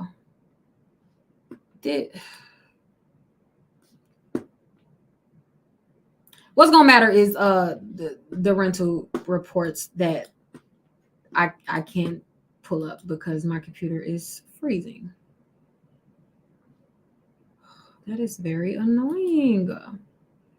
So off that, here the reports that you need to be aware of are Experian Rent Bureau, LexisNexis. So pull these reports. It's free to pull all of these reports. Oh, this computer operation couldn't be completed. No space left. Oh, that's my fault. How is it no space left? I got the biggest hard drive. Oh, it's them videos. So, dang it, y'all. Hold on. I didn't froze my computer trying to pull up something. Let me let this close. So Experian Rent Bureau, LexisNexis, also pull somebody name them. Because I'm having a brain fart right now. Rent Rearrange. Oh, there's one more that's on the tip of my tongue. That's a real popular one. Girl, yes. Yeah, it because I be shooting 4K videos and then I be forgetting to put them on my external hard drive. It's really my fault, but I'm gonna blame Apple. Yeah. So pull those and clean those. That was the whole point of that whole 5-minute segment. What were the third-party reports you mentioned last live about not being able to open a bank account? If you can't open a bank account, then that means that you need to clean your banking third-party reports, and those are early warning systems, check system, LexisNexis. LexisNexis is included in all of them. So anytime you have a question, always pull LexisNexis. Early warning. I already said early warning system, check systems, LexisNexis, SageStream. LexisNexis owns SageStream now, so not them. And it's one more. So evictions can be collections. However, in addition to that, what's really going to matter, like I said, is your rental. If you have an eviction, let me tell you something. If you have an eviction, I'm telling you, your credit report is not the main contender. It's literally the rental report, because any public record, and this is included with bankruptcies, all of that, in judgments, anytime the credit bureau is aware of your eviction, because judgments are no longer on credit reports, right? Now, if the company decided to send the account to collections as opposed to like place it as an official eviction or judgment, in which that happens, you still need to clean your rental reports. So if you have had an eviction, even if, listen, you don't even got to have an eviction. This is what most people don't realize. If you have ever left an apartment and you left a balance, if you left damage to the building, let's say like the carpet was messed up, or like you just left it a mess, you left all your stuff in there and they had to clean it out. All of that stuff is not on your credit report, but it is on your rental report. They absolutely know what type of tenant you were based on these third-party reports.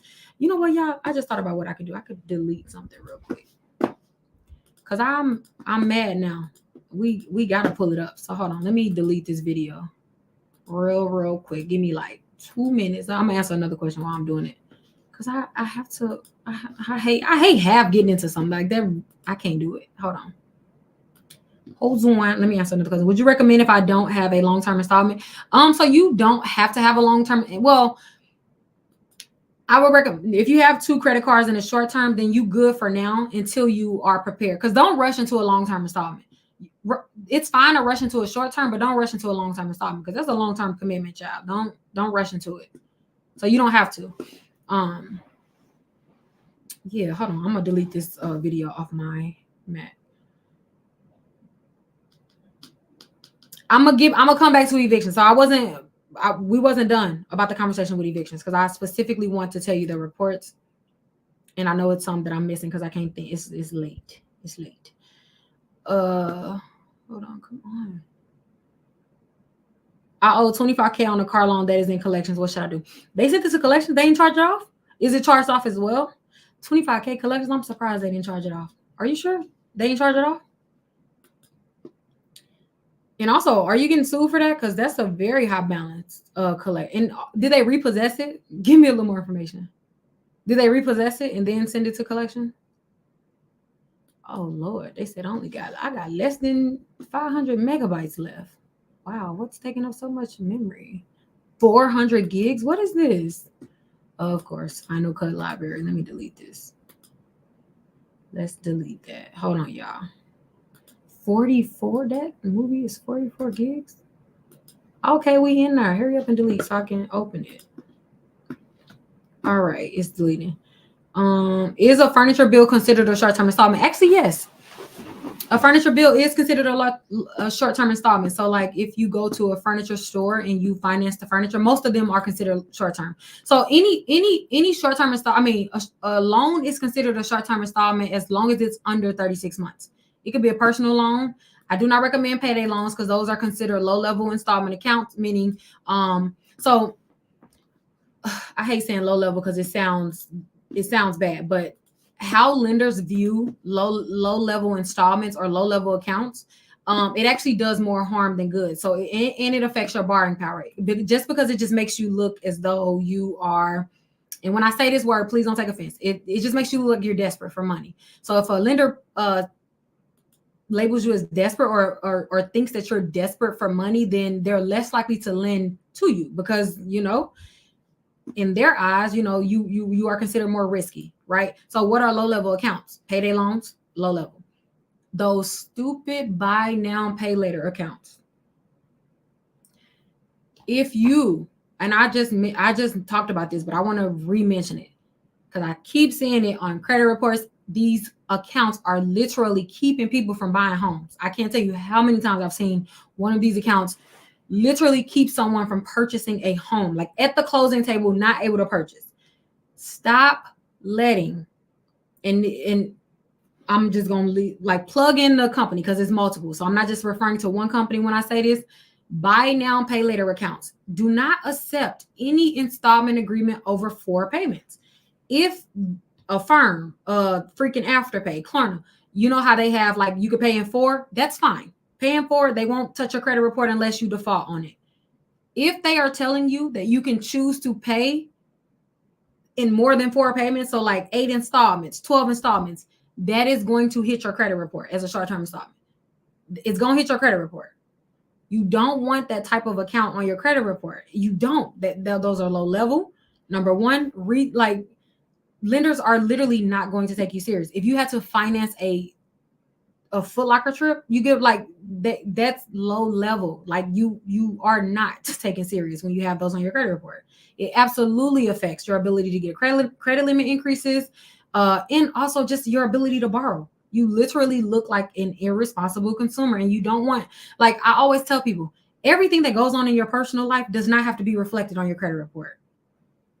Y'all be putting the credit bureaus in y'all business and then wonder why you can't get high limit credit cards. Stop putting you have more than one job on your credit report, please. I said this last live, but I got to keep saying this. Stop putting that y'all have 2 jobs. Oh, this another one that kills me because it's something that's so small that most people won't even think of, right? But it heavily impacts your borrowing power. Don't put that you have 2 jobs. You don't ever want to have 2 active jobs on your credit report. I know that in our eyes, we think that's a good thing. It's not. If a lender thinks that you need to house 2 full-time jobs, you need to hold 2 full-time jobs in order to pay them their money back. They are not going to trust you. You are risky because what's going to happen if you lose one job?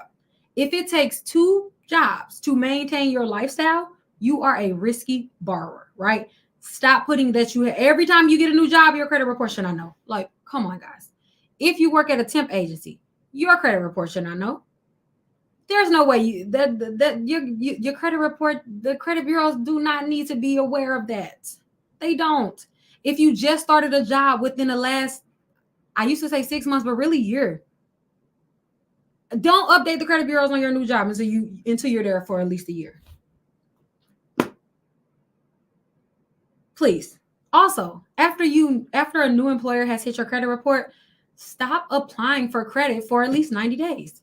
if your credit report just said, if FICO or whoever credit monitoring service you have, if it just notifies you, hey, a new employer is listed on your credit report, don't apply for nothing for 90 days. Don't apply for nothing for 90 days, because the second that a lender sees that you are new to an employer, risky, you're still in a probational period. There is nothing secured about having a job for 2 months, 3 months. Nothing in the eyes of a lender. And we're talking, you applying for credit cards, you applying for car loans, you applying for homes. No lender wants to know that you just started working a job. It's the reason why when you purchase a home, they want you to have 2 years of employment history, or of course, like it varies. Like you got to be in the same industry and stuff like that. That's because job security matters. And when it comes to other types of applications, stop appearing unsecured in your employment. I never understand how my employer is updated on my credit report, because I never tell the credit bureaus. Okay, I'm glad you said that. Okay, how does your employer get updated on your credit report? Let me tell you. Whenever you are applying for anything, doesn't matter what you're applying for. If you're applying for something in your name, if you are listing, because every application is going to ask you who your employer is, right? If you are listing an employer that is not already on your credit report, let's say you're applying for a Capital One card, and you're listing where when you're filling out the application, it says who's your employer. If you put your employer, or let's just say you work for Kmart or Walmart, you put Walmart. If Walmart is not already listed on your credit report, then that's automatically going to ring up as a new employer. Every single application that you do, the company has to report the employer that you reported on the application. They have to report that to the credit bureaus. They have to, by law, they have to report the employer, the address, and the name that you used on the application. All three of those things are how your credit report is updated. Okay, so here's another tip, because I just thought about this. When you are applying for anything, number one, if you use an employer that's not already on your credit report, you make it harder for yourself. Now the company gonna ask you, they're gonna give you the 7 to 10 day letter, right? When they give you that message where it's like, we can't approve you right now, 7 to 10 days, so they can research and ask you for more information, right? That's because you either reported something on your application that don't align with your credit report, right? Number two, the best thing that you can do when you are applying for credit is use an employer that's already on your credit report, right? Number two, if you are self-employed, this is a big one. If you are self-employed, now I'm not sure how you have your business set up. I don't know if you have an LLC. I don't know if you pay yourself as an employee. Like, for example, I am an employee of my company, so I pay myself. Like, I get a paycheck. I'm a W-2 employee, like, to my company, right? My company is its own entity, and I pay myself separately. So when I am applying for not applying for jobs, applying for anything, like on applications, I am not reporting that I'm self-employed. I'm reporting that I'm an employee, because technically I am an employee, right? When you put yourself employed, you make it harder for yourself. You make it harder for yourself. It doesn't matter how much money you make as a self-employment. Companies like to see stability, and they prefer, unfortunately, W-2 employees over self-employment. Even if you make way more as a self-employed person, they still know that if you are a W-2 employee or an employee of a company, your paycheck is pretty much guaranteed, right? Like, they know you get paid every 2 weeks. When it comes to self-employment and entrepreneurship, it varies. Child, you can have a great month this month and a horrible month next month, and it really just varies, right? So one of the things that I recommend when you are applying for credit cards, car loans, or whatever, you have to have your business set up properly, but always always put that you're an employer, and you put your company, you're an employer of Road to 750 LLC, for example, right?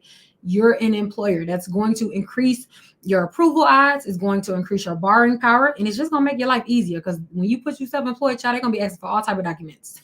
All type of documents. You ain't going to get instant approvals. It just affects it. It just does. It makes your life harder. It just does. From a lender standpoint, we could tell if you have income by your CR. What's CR? Credit report? Wait, what you mean? Oh, credit. Oh, that's check. What's up, check? CR, you mean credit report, right? Am I overthinking that? I'm assuming. Okay, credit report. Yeah. Now wait, can you clarify what you said? I'm gonna read it out loud.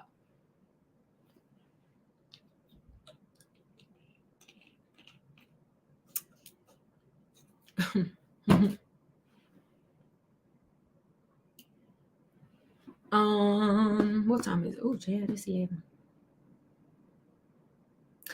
best way to come back if you have to let a credit card close. Does it have an outstanding balance? Also, is that your only credit card? Repo balance still growing. Car sold 3 years ago. Shows late every month. What you mean the car sold 3 months ago? Like the bank? Well, number one, repos accrue interest. Payments being made to other accounts. They're approved for how they make payments in full. Are you talking to somebody? I feel like I'm coming in. Oh, credit report can show what type of money a consumer has. Oh yeah, for sure. And by the way, well, let me not say your name into the company. She works for a lender, so she knows. Give us some aged tray line sauce. What you mean? Well, I know what that means, but like, what you mean, like sauce? The best tray liners are primary tray lines. Age your own tray lines, guys. Here's the thing. I already said this spiel. I really don't feel like getting into that again. Listen, primary accounts are always better than AU accounts. Age your own accounts. Age your own accounts.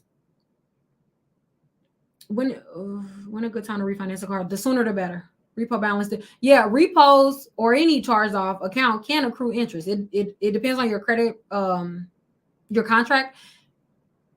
So it's likely going to continue to accrue interest. Be right. Any advice to qualify for a home? Dang, I lost your question. Any advice to qualify for a home with several 5-year-old charge-offs? Depending on the balance, most lenders will require, depending on the balance. So I've worked with a lot of lenders. Most will require you to either so they'll have a cutoff amount for charge-off. So for example, if you have any charge-offs over $1,500, they require you to settle them or pay them off. Some lenders will the number will vary based on the lender, but what I will say is the amount matters. How much, what types of charge-offs are these? If they're credit card, revolving accounts charged off, I would pay those off because they do improve your mortgage score. Any advice to improve your mortgage scores? So I actually was about to get into that. So it's a lot. It's a lot of small things that you can do to specifically improve your mortgage scores. Do you recommend freezing credit, let's say for a car? Freezing credit does nothing. That does nothing for you. Well, let me not just say that. So the only time that I freeze my credit or place a lock on my credit is when I'm not actively applying for anything, and I just just to keep it safe. It's kind of like a safe measure. But if you're freezing it, one of the myths that drives me crazy that goes around social media is just freeze your third-party reports and the credit bureaus won't see your bankruptcy. That's not true. That's not true. Freezing any FCRA regulated report, which is any third-party consumer report or even your credit reports, that doesn't keep your creditors out of it. It doesn't keep your future creditors out of it. So if you apply for a company's credit card or credit product, they still have access to any report, any FCRA regulated report, even if you have it frozen. So freezing reports like LexisNexis and stuff like that, it doesn't keep the credit bureaus out.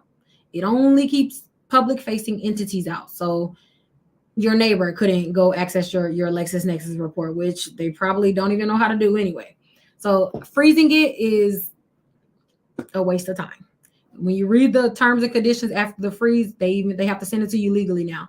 If you read it, it literally tells you full report is still available to any FCRA regulated companies, entities, creditors, and it lists a full list of people, government, so the people that you are theoretically trying to hide it from, they still have access to it. So I don't personally recommend freezing it. It makes no difference. What I do recommend is that you clean it. So instead of just trying to put a Band-Aid on it, clean it, literally just clean it. And also the companies, let's say a company wants to gain, and then here's another thing about freezing reports that people don't address. let's say I am a future company, and you applying for whatever. Like I have a credit card, you applying for it or whatever, and I want to gain access to the report. I try to go pull it. I see that there's a lock on it, a freeze on it, and I can't get in it. What am I going to do? You think I'm just going to approve you because it's frozen? No, I'm going to deny you because now I can't even get access to that report. So I'm either going to request that you unlock it or unfreeze it, or I'm just going to deny you. So again, it just does not help. Just clean it. Just clean it so you don't have to worry about it.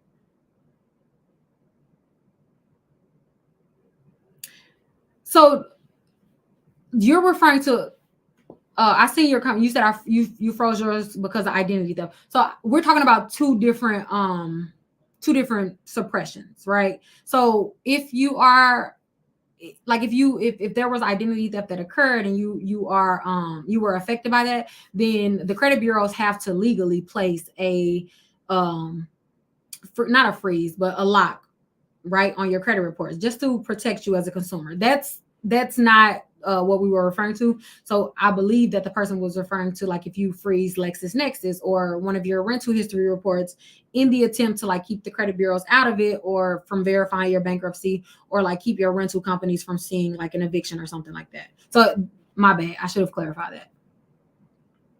Can you give tips on cleaning your Clue Auto report? So Clue Auto, as we know, affects your car insurance. And they're owned by LexisNexis. So absolutely, or like the tips to improve it is to I keep saying this. I feel like it sounds super cliche, but like to clean that report. Cleaning that report specifically literally saved me 50% off on my insurance and also a lot of people. So if you have high car insurance, which car insurance is high as heck right now for everyone, but like higher than usual car insurance or just like that you don't like if you haven't had any recent tickets or accidents or whatever and your insurance should not be as high as it is and your score is good or whatever, I guarantee you it's because of your Clue Auto report. It's because of your Clue Auto report. Always pull your everyone on these lives, all three of these lives, make sure it's about like collectively over 1,000 people watching right now. Everybody go to is it LexisNexis.net? No, let me see. I'm gonna get the exact website. Everybody, and it's free, so nobody has an excuse. Everybody go to LexisNexis. Hold on, because this thing, the link is long. I'm sure. If you just Google LexisNexis consumer report request, everyone should order their report. Number one. Actually, as a matter of fact, perfect timing because I'm doing a webinar in about 2 weeks about how to clean your third-party reports, including LexisNexis. So if everybody requests their LexisNexis right now, because it takes like about 2 weeks to arrive, right? It's a little over 2 weeks that I'm doing the webinar. So pretty much everyone has enough time to get their LexisNexis report, especially if you're in Credit Academy, which I'm sending out this email in about 2 days telling you guys to request your report. So if you already are in LexisNexis and you're on this live, request your report because it's going to take about 2 weeks for you to get it. Request your reports, and LexisNexis is going to send you.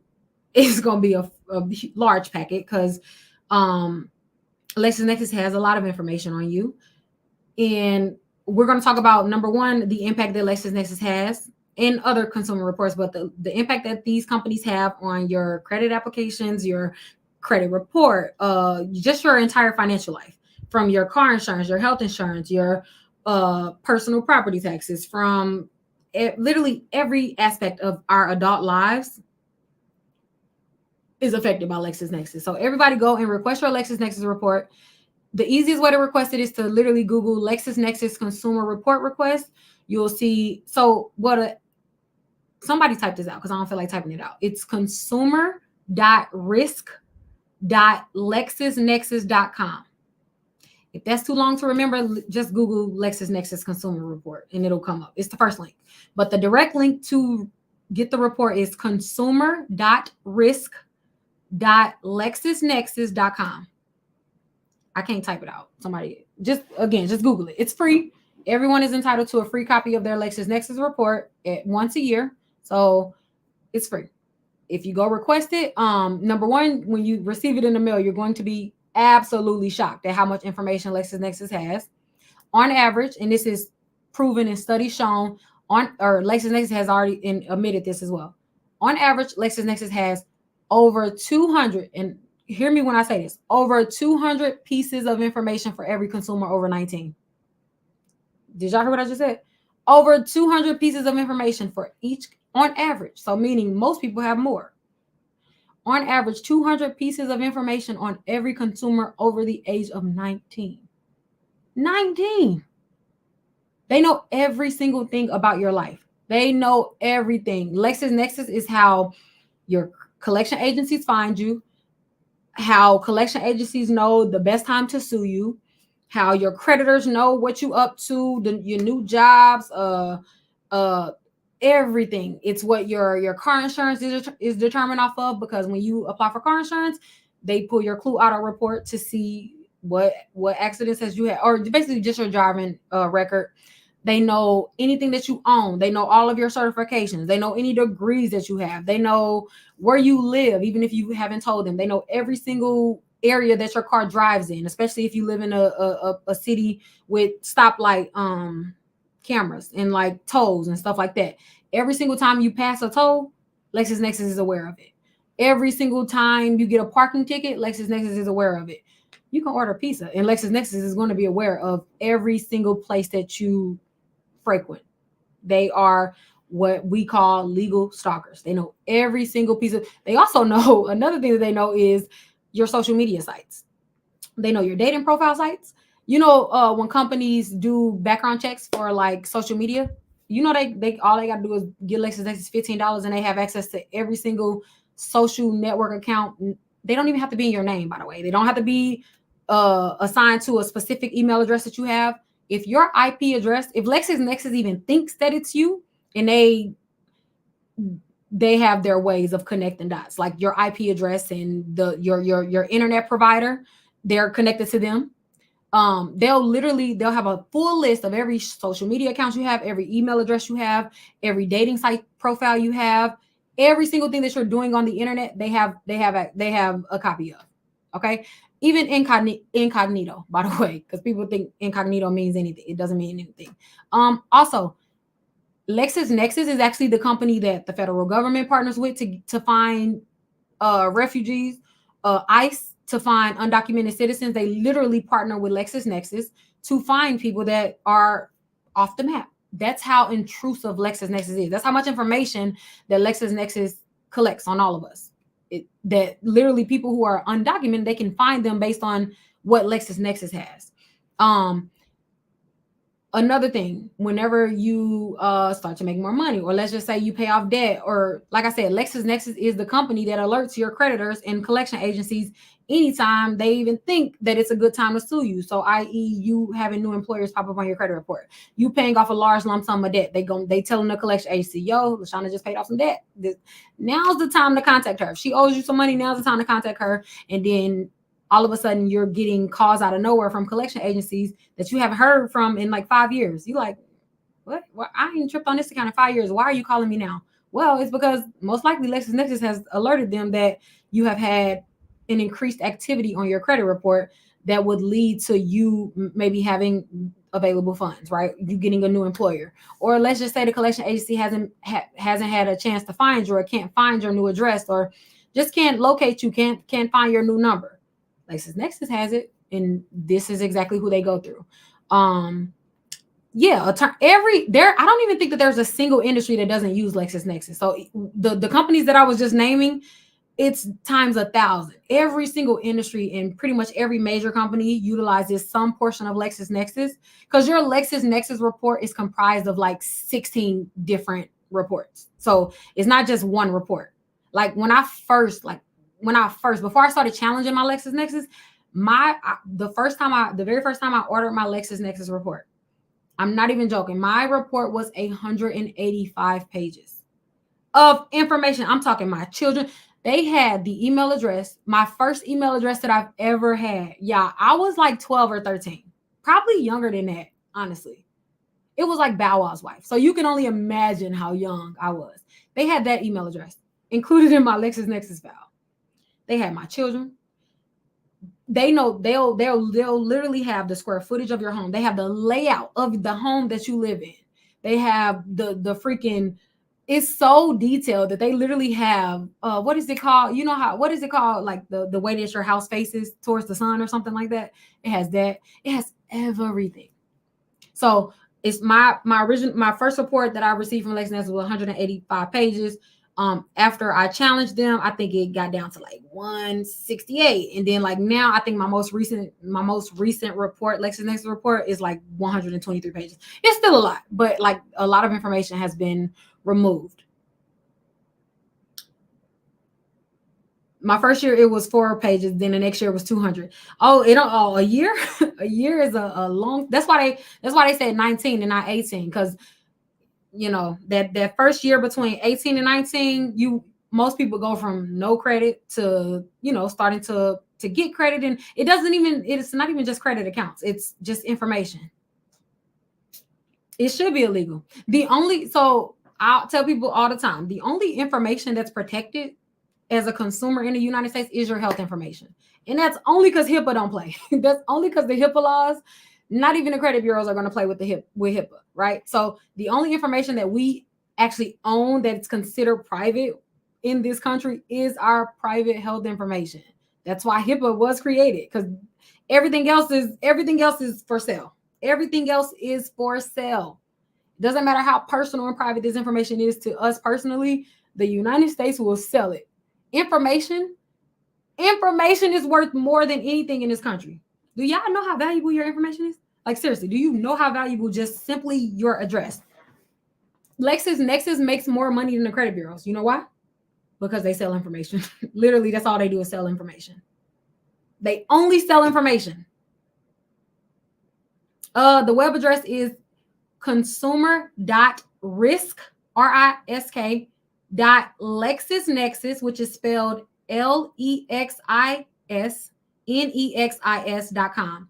Consumer.risk.LexisNexis.com. Or just Google LexisNexis consumer report and it'll come up.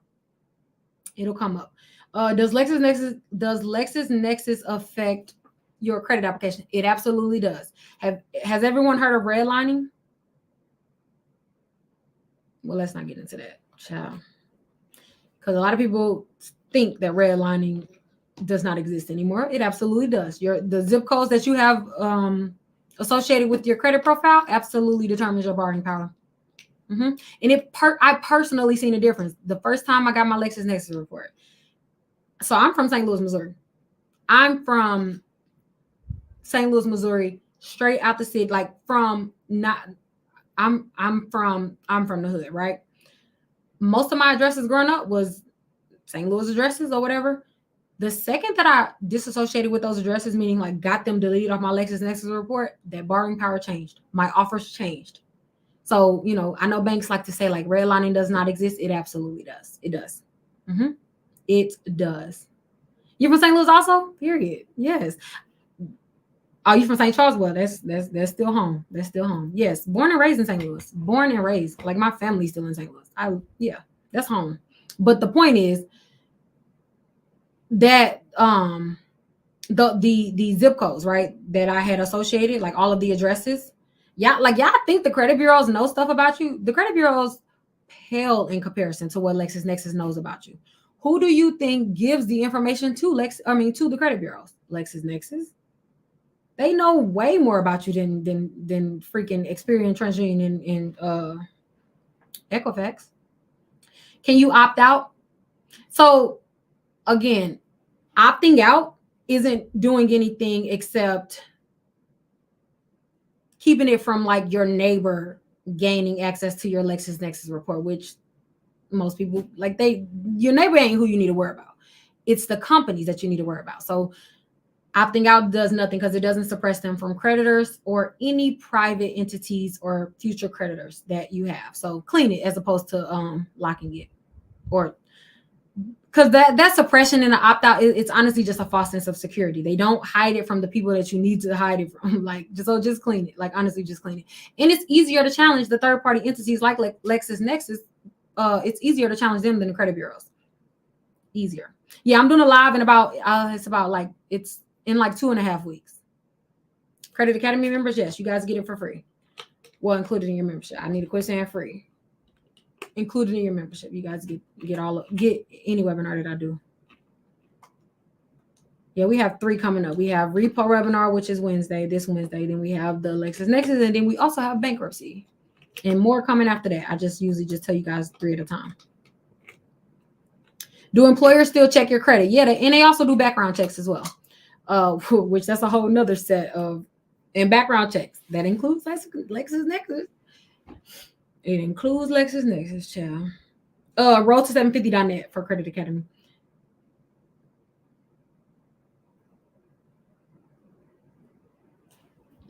Oh, well, I was doing something before I did it delete? Oh yeah, it deleted. So let me see if I can pull it up now. What was I gonna pull up? Because I didn't forgot all about what we was even talking about. Wait, is Instagram off? Did I exit out the Instagram on accident? Oh no. I forgot what I was originally gonna pull up because whatever I needed to delete did delete. Rent reporting. Or was it rent? Okay, let me see. Why is it saying I still have no space if I just deleted a large file? How do I not have space if I just deleted 400 gigabytes? An entire Final Cut Pro library. I don't get it. Do I need to restart my computer before it'll like populate? Maybe. Because if that's the case, I'm not doing that right now. Let's see. We're gonna see if it's gonna work. Okay, I exit out of pages. Let me see if I can go back in. Yeah, do I gotta restart my computer before it what? Oh, you gotta empty the trash? Oh, okay. Let me try to empty the trash. Can I do that while? Okay, hold on.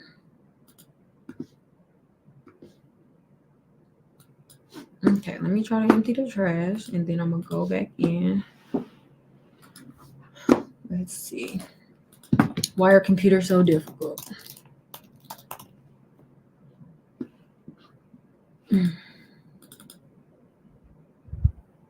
Okay, the trash is empty. And then I gotta, after I empty it, is it just gonna do it? Okay, we're gonna wait till it empty. We're gonna wait and see. Yeah, I just whitened my teeth yesterday, actually. I put it on my story, the gel that I use off Amazon. Cause your girl quit paying the dentist $200 for a whitening. Save my coin, cause the dentist assistant actually put me on. She put me on real big. Why is it not? That is very annoying. Very annoying.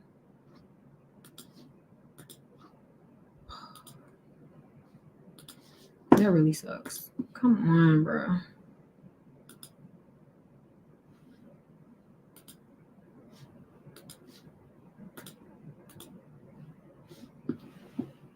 Okay, let me answer questions while it's doing it. I use the Oraglow gel on Amazon. You can use any teeth whitening tray. The LED tray though. Hold on, y'all. Cause I am like this is insane. Not to pull up a document. Like they don't take up a lot of space. That's insane. Insanity. What? Yay! It pops up. Okay. All right. So actually, if you're on Instagram and YouTube, I'll share my screen. So it'll be easier. By the way, if you're in Credit Academy, you already got this. Of course. Y'all got everything. Everything. So hold on. I'm going to pull. How do I? I'm going to share my screen. How do we? Okay. This. Share screen. Window. All right. So. I'm trying to make it bigger. All right. Which reports y'all wanted?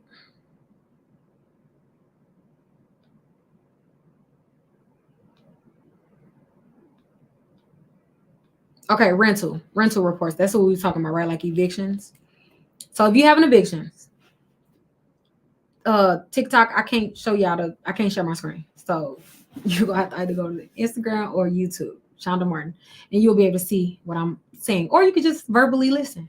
So the companies that so if you've had an eviction, if you have had a bad rental history, again, it doesn't have to have been an official eviction. Like if you used to pay your rent late, left property damage, or if you know if you have had poor rental history, even if it's not, like I said, an official eviction, because that don't matter. So these are the reports that you can pull, and every report that I name, it's free to pull the report. Okay, so the companies that you need to be aware of, the third-party companies that produce tenant screening reports are AM Rent, Appfolio, CIC. That's the one that I was forgetting, because that CIC is they're huge in the rental reporting industry. Experian Rent Bureau, FARS, which is First Advantage Resident Solutions, Real Page. If you on Instagram or YouTube, just screenshot. Rent Grow, it's a lot of them, y'all. That's why I'm like, you might want to just go see. Yeah, Appfolio is huge. Safe Rent Solutions, or otherwise known as SRS. TransUnion Rental Solutions. If you're on the West Coast, TRS, which is TransUnion Rental Solutions. Or Smart Move, by the way, that's the same company, because TransUnion bought Smart Move. They're really big on the West Coast. Not as much the East Coast. They're really big on the West Coast though. So if you're on the West Coast, you might want to get Smart Move, your Smart Move report, or otherwise known as TransUnion Rental Solution. And that's it. So it's what, 7 of them, 7, 8 major ones. Clean those reports. If you have a bad rental history, clean those reports, y'all. Go challenge those accounts. And something that's big with a lot of these third-party reporting agencies, they absolutely house records over 10 years old, and they're not allowed to do that. However, if you don't call them out, then they're not technically wrong. LexisNexis is also big with that. They'll continue to keep records 10 plus years old. Like I told you, they had my first email address, and I was like 9. That's just an example, but they have so much information that's considered outdated that they'll still house and continue to report until someone calls them out on it. Because then if they refuse to remove it after you call them out, then they're in violation of the FCRA. But until you call them out, unfortunately, they're not in violation. So if for nothing at all, get these reports and challenge the outdated records, because they're almost always going to have outdated records. Over 7 years old, or if it's a public record like a bankruptcy or something, over 10 years. All right, so if you cannot get a bank account is easier because it's like 6 of them. If you can't get a bank account, if you have child, I know what y'all be doing, fraud, whatever y'all be doing, it don't even matter. This is a judgment-free zone. The point is, every person needs to have a bank account. No, you cannot rely on Cash App forever. You can't. You need to have a bank account if you ever want to get access to high credit limits, and also just be taken serious as a consumer. When you apply for credit cards, and the option that says, do you have a bank or checking account? Do you have a savings or checking account? And you put no, automatically risky borrower. Another thing, if you lie and say you do have a checking and a savings account, and when the banks pull your banking reports, which they will, they can tell if you have a checking or savings. So if you lie, then again, you are also a risky borrower. Okay. So 2024, everyone needs a bank account. I don't care what, other account that you have, like Cash App or whatever, that's not a replacement for a real bank account. It's not. I'm sorry. It's just not. So regardless of what happened in the past or why you can't get a bank account, I don't even care. What I do care about is that you fix it. Okay. So if you can't get a bank account, somebody who can't get a bank account, pull each one of these reports and clean them, because these reports are why you can't get a bank account. It's not the credit bureaus. These are your banking reports that banks run and use to determine if you're eligible for a bank account. And also these affects your credit card applications. Again, Certegy, CERTEGY, Certegy. Pull that report, all free. Pull that report, Check system, major. If you've ever tried to cash a check at Walmart, at Kmart, whatever, at a grocery store, and they tell you that they can't cash a check from you, you have a horrible, not a horrible, you have a record in check systems, right? Pull your check systems report. Cross check. Pull your cross check report. The big one, EWS, which is early warning systems. Pull your early warning systems report. If all, maybe 99%, 99.9% of banks will pull your early warning systems report. Pull your EWS report. Global payment check services. That's a smaller one. So that's, pull it just in case. It's free. And then also, I already said telecheck, right? Telecheck. Oh, no, I didn't. So telecheck. That was only what, 5? Yeah, oh, it was 6. It was 6. Pull those reports. Pull those reports. There's no, please, y'all have to get a bank account. Also, everyone, before you apply for another credit card, make sure you have a savings account with at least $10 in there. Why do you need to have $10? Because when they pull these banking reports, one thing that they determine on all of your credit card applications is, number one, does this person have a checking and savings? It'll say yes or no. If your savings is not considered funded, meaning you don't have money in there, so they don't know how much, the exact amount of money that's in your account. They don't know that. However, they do know if something is funded, overdrafted, or unfunded. In order to reach what's considered funded, a funded savings account, which, like I said, it really does impact your credit card applications, you only have to have $10 in there. Well, more than 10. So I would say have 11. You only got to have $11 in the savings account.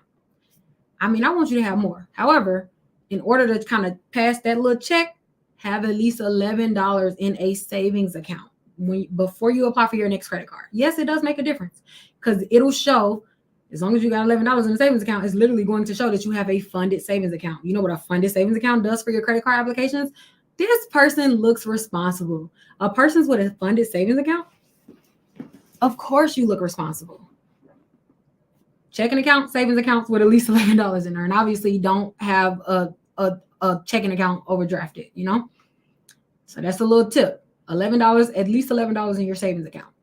And again, they don't see the exact amount that you have. All that matters is that you have a checking and a savings in your name, because it does affect your applications.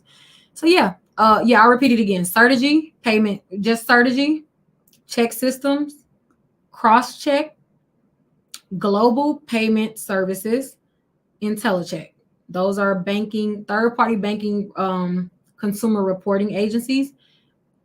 That's who your bank, the banks pull, and also credit card providers. And there's a list of, okay, so I have it open, so I may as well talk about it. Your car insurance. I was gonna say if your car insurance is high, but honestly, everyone needs to do an annual check on their Clue Auto report and their IIX report, which is the Insurance Information Exchange. These are the third-party entities that control how much you pay for your car insurance. If you have had an accident in the past, even if you haven't had an accident in the past, pull these reports to see what's reported on your Clue Auto report. I'll use myself as an example. One time I was in an accident. I wasn't even a driver. It wasn't even my vehicle. Some reason Clue Auto got it mixed up, and they basically was notating or reporting that account or reporting that accident as though it was my fault. Mind you, I had never filed an insurance company under my name. Like, it wasn't my fault. I was literally in the passenger seat. But that error was affecting my auto insurance. And then when I got that cleaned off, my auto insurance literally decreased by 50%. Actually, it was like 57%. It cut in half, simply by challenging my Clue Auto report. It also had 2 parking tickets when I was in college that was over 7 years old. Challenged that, got those deleted, decreased my insurance. So again, that's Clue Auto. And if you order your LexisNexis report, Clue Auto is included because LexisNexis owns Clue Auto. Like, they own everything. And then also IIX, or Insurance Information Exchange. Insurance Information Exchange. Oh, enough. You know what? See, because every time I scroll, I'm like, I want to mention that one too. I don't feel like talking about them. What other one? What? Okay, so if you have a bankruptcy, and I'm doing a bankruptcy webinar in about, I think it's like 3.5 weeks away. If you have a bankruptcy, the reports that you need to worry about cleaning is ARS, LexisNexis, of course, CoreLogic, Innovis, and SageStream. They're owned by LexisNexis. So you technically don't have to get SageStream. As long as you get your full LexisNexis report, it'll come with SageStream. So I'm gonna repeat that again. If you have a bankruptcy, also a bankruptcy, child support, judgment, any public record, right? If you have any public record, you need to clean these reports, right? So you need to clean ARS, LexisNexis, CoreLogic, Innovis, and SageStream. I don't even know what you was asking because it left too fast. What other reports? Ooh, okay, one more.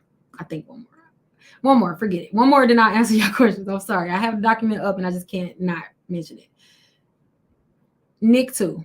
A lot of people don't know or not aware of NIC2 and how important it is. NIC2 is the National Consumer Telecom and Utilities Services. So also otherwise known as NIC2, NCTUE. Why are they important? Why do I recommend everyone to pull this report? NIC2 is directly responsible for your utility bill. So, for example, it's blurred. It's blurred. Okay, what about now? Pull these reports, and then I'm gonna have a webinar in 2.5 weeks to show you guys how to clean them. But also, if you're in Credit Academy, you already got a packet to clean these. We already got it. But also, I'm going more in depth. So, anyways, NIC2 is important because look, if you ever let me tell you who needs to pull NIC2. If you have ever had to pay a deposit for a utility, water, gas, electric, what's another utility we pay, child? Because we pay 1,000 things. Water, gas. What I'm missing? Water, gas, electric, trash. What's another utility? That's all of them, right? Y'all get what I'm saying. Household utility bills. If you have ever had to pay a deposit for a utility bill, that means that you have a bad NIC2 report. Because do you know, most people don't realize that technically speaking, we are not supposed to pay deposits for utilities, right? Because they are a necessity. It's not like we can choose to not have water or not have gas or not have electric. Those are required with any lease or whatever, like to live. Those are required, right? The only legal reason why you have to pay a deposit for a utility for a necessity is if they can. My bad, I just stepped on something. That's a basic life necessity, right? So technically speaking, we are not supposed to pay deposits for utilities. However, NIC2 came into formation or fruition because the utility companies basically needed to be able to justify why a consumer would need to pay a deposit for a basic life necessity. And the only way that they can justify it is if they can prove or show that they have some reason to believe that you will not pay your utility bills. What does that mean? So anytime you have been late on a utility bill, anytime you have went over, or maybe you had auto pay set up and they tried to draft it out your account and you had a bounce check or whatever. Any poor example of payment history when it comes to any utility bills, they automatically send it to NIC2, which is a national reporting company that keeps basically contracting and keeps a report of all the times that you are late or whatever. If you are even late at least 2 times, technically speaking, they can require a deposit out of you, right? So clean that report because they be having very old records. No, redlining is when you live in a hood. So really, it ain't even just the hood. It's really just any black neighborhood, not black, but any minority neighborhood. Hey. Oh, now I want to mention this. Yeah, man, these third-party reports, that's my favorite thing to talk about, third-party report. I just love talking about them because they're not talked about enough. And I just hate that they're like in the shadows and they can just like exist and collect all this information and affect our lives so drastically, and most people don't even know about them. So I just love talking about them. So excuse me, because I want to mention another one. The retail equation. No, real talk. The retail equation. Y'all know anytime you return an item to a store, like if you go to Walmart and you return, even exchange, it could be Old Navy. Anytime you exchange anything at a retail outlet, do you know that there's a record being kept? Do you know that there's a record being kept of how many times and how often you've returned something, you've exchanged something? And why does this matter? If you have too many of these records, do you know that that affects your credit card applications and banking applications? Because then they think that you are a scammer. They think that you're a scammer. Isn't that crazy? And also, stores can refuse to accept a return from you if you have too many entries. And it could be innocent. You could innocent, like, let's just say you're in a season where you just shopping a lot, right? And you constantly are having to exchange and return things. You're not realizing that this stuff, you know how they had you fill out that thing, your name, they ask you for your ID. They do that so they can turn it into the retail equation. The report is called the retail equation. The retail equation. Pull this report and you will be absolutely surprised. You'll be surprised. I was shocked. I was like, huh? Why do they have all this? Yes, and it absolutely they can refuse. A retail store can refuse to accept your return based on this report. Yep. I work at Target. We definitely pull this. Yeah. Technically any retail store that wants to, like, so smaller stores don't typically they won't pull it because it does cost a company to pull this, but like larger stores, they have like relationships with these companies. So I don't know the payment structure, but like, yeah, they can pull it right up as you're at the store. LOL, Target manager, we absolutely do. Haha, I didn't know most people knew about this. Yeah. Don't let me listen. If you gamble, gambling is another thing that people don't know about. So VIP preferred. So if you, let's say you go to casinos, you lottery tickets, anytime you win anything or anytime you lose any money, they have to keep record of it, right? And did you know your credit card companies can pull your gambling record to determine like if you're a risk? If you go to the casino, you absolutely need to pull your VIP preferred report and clean it, because that could be affecting your credit card application. If the bank thinks that you have a gambling problem based on your like how often you frequent like playing the lottery or going to a casino or whatever the case may be. And also another thing, when you win in gambling, like, let's say you hit the jackpot, you win, I don't know, let's just say like $2,000 or whatever, I don't know. Do you know that your collectors can be notified to be alerted if you ever win over a certain amount, maybe like 10,000 or 5,000? It depends on the company, but they can be notified. And do you know who keeps record of that? They're called VIP preferred, and they're also called National Credit Check. But really, VIP preferred is for gambling. Everything you do, I'm telling you again, everything you do. Everything you do is tracked in this country, and it's not by the credit bureaus. It's by these third-party entities that skate on by. Yeah, absolutely. Is it ever okay to just pay off your debt instead of challenging it? I mean, yeah, if you want to. What's another one I want to mention?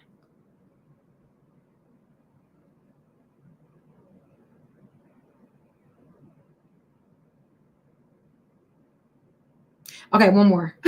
Well, two more, and then I'm done. I promise you I'm done, because I got to talk about this in like 2 weeks. But okay, health insurance, life insurance, aka everyone, because everyone should have health insurance and life insurance. And if you don't, you may get it in the future.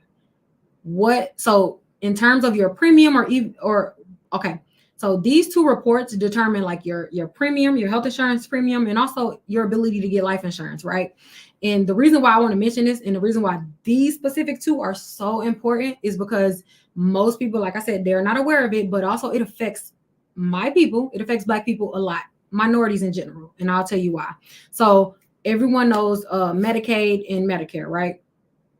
Medicaid is for, which one is for like older? Which one is for low income and which one is for older? I always get these two mixed up. The point is, Medicaid is for like low income, right? Because Medicare is for older people. Okay, so if you've ever been on Medicaid, right?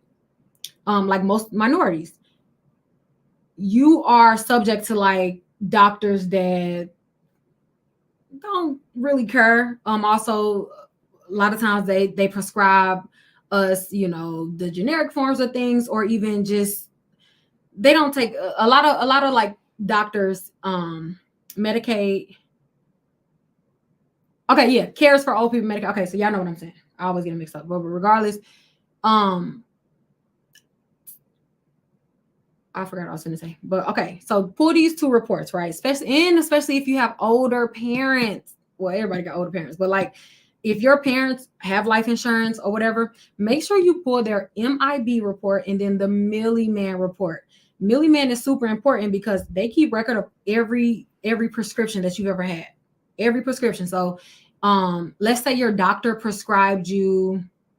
I'm horrible with medicine names, but a medicine that was for high blood pressure, a medicine that was for diabetes, right?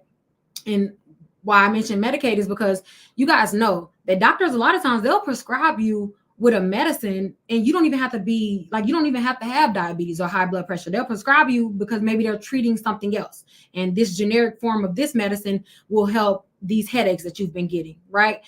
Even so, if you have been prescribed any medication that aligns with diabetes, high blood pressure, or any other long-term illness or whatever, you are like, basically it makes it look as though you have diabetes, high blood pressure, and those things affect your ability to get life insurance. It also increases your health insurance premium, or how much you need to pay. You will have to pay for health insurance. So clean those reports, especially for our parents, because especially back in the days when records were not being kept properly.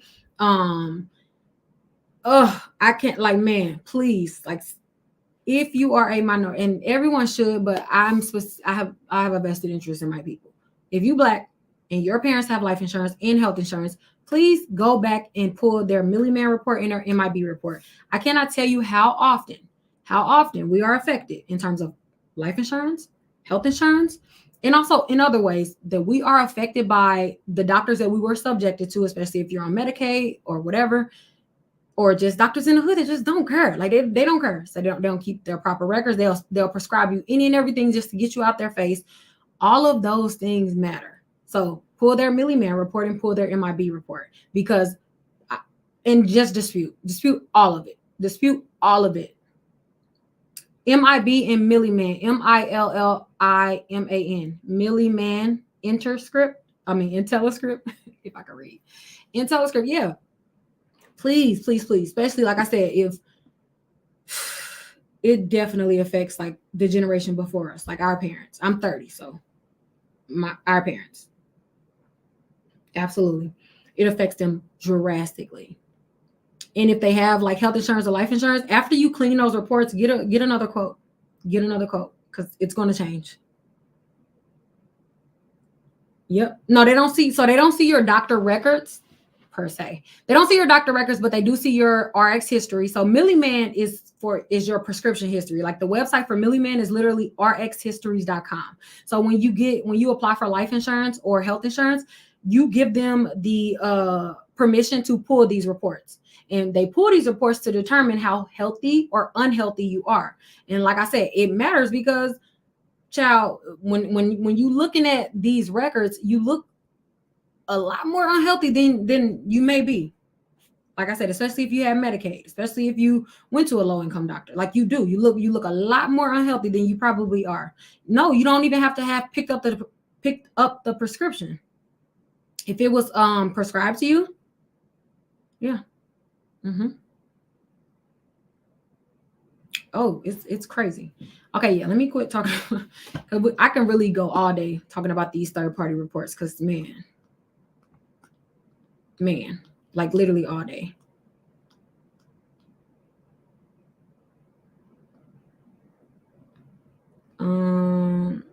Yeah, I don't feel like getting into employment screeners because there's so many of those. All right, let me X out of this before I keep freaking talking about them, because I literally can go all day with them.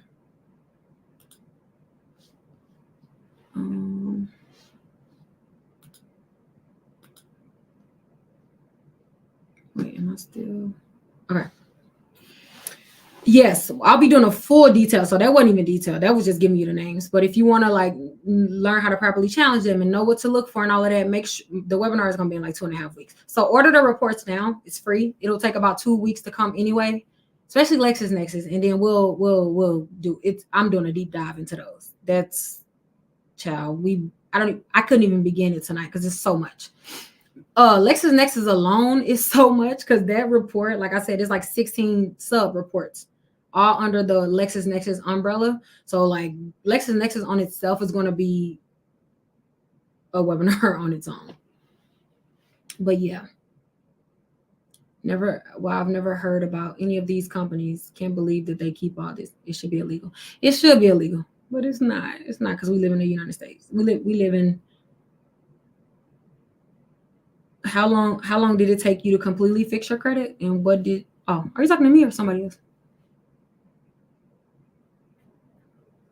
Yes. Amanda, I think.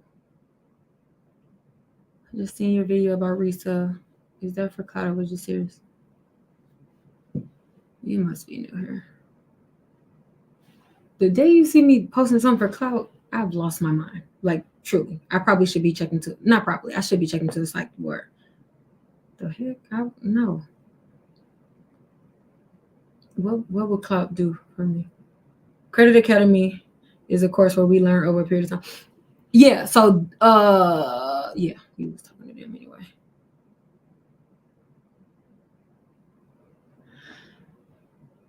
The different no, I don't feel like repeating all those over. I am gonna say this loud though on YouTube and Instagram. So just actually, if you didn't see it, just replay it on YouTube or Instagram, and you'll like see the screen because it's too much to repeat over. A Credit Academy is $39.99 a month, and it's no contract, so you can. And it comes with more than webinars, by the way. It comes so if you want customized letters to repair and dispute your credit report properly, it also comes with that. It comes with you get access to all of the webinars that I host, dedicated live Q&A videos. So I'm not like looking amongst thousands of comments. It's just Credit Academy. And also we have something super exciting coming up. But also, yeah, so the next 3 webinars are a repossession webinar on Wednesday, tomorrow. Well, today, yeah, Wednesday. Bankruptcy, and then also third-party consumer reports, which that's going to be like a 3-part series. But third-party consumer reports, we also have eviction. Well, evictions is going to be addressed in LexisNexis. I mean, in the third party. Yep, no contract, and you don't got to call us to cancel. You can cancel right on your phone. As easy as you signed up, as easy as you can cancel. We ain't gonna try to like convince you. It's none of that. You can go right in your account, close, and that's it. That's it. Yep, the home buyers webinars is included in Credit Academy. $125 a month. You getting scammed? Somebody lying to you. I don't have anything that's $125 a month. Credit Academy is $39.99 a month. Who do if there is a fake account on TikTok that has like 6,000 or 7,000 followers, and for some reason, like people keep messaging me saying that they are messaging them, telling them that like I'm charging for consults and stuff like that. I'm not. That's not me. It's a fake account. I don't even know how to request for verification on TikTok. Somebody just said that. I don't know how to do it, but I don't know. That's not me though. It's not me. If they say it's 120, I don't have a single product that's $125. Actually, I don't. So yeah, it's not me. I also would never message you like and solicit any business ever in the history of me being online. I just don't do that. Any contest or anything that I offer, it'll be on my website, road750.net. The Road to 750 Plus Instagram is verified. My Facebook, well, I can't get in Facebook, so let's not even mention that. My YouTube is verified. So like I won't message you though. Like people do have fake pages. People definitely have fake pages. Oh yeah, I'm getting sleepy and I gotta wake up in 5 hours. All right, so I am about to end it tonight. Tomorrow I'll see if I can be back live. We do have a webinar Wednesday. So I'm gonna see. It all depends. It all depends on how crazy my day is tomorrow. I'm gonna try to come back live. It'll be late. If I do come back, it probably will always be late now. Yeah, the Credit Academy is a membership. So you'll not only repair your credit, but also rebuild. You'll get access to all of my webinars. You'll get access to exclusive live Q&As worth way more than $39.99. Like, and then also you can cancel anytime. No contract, no, you're not held.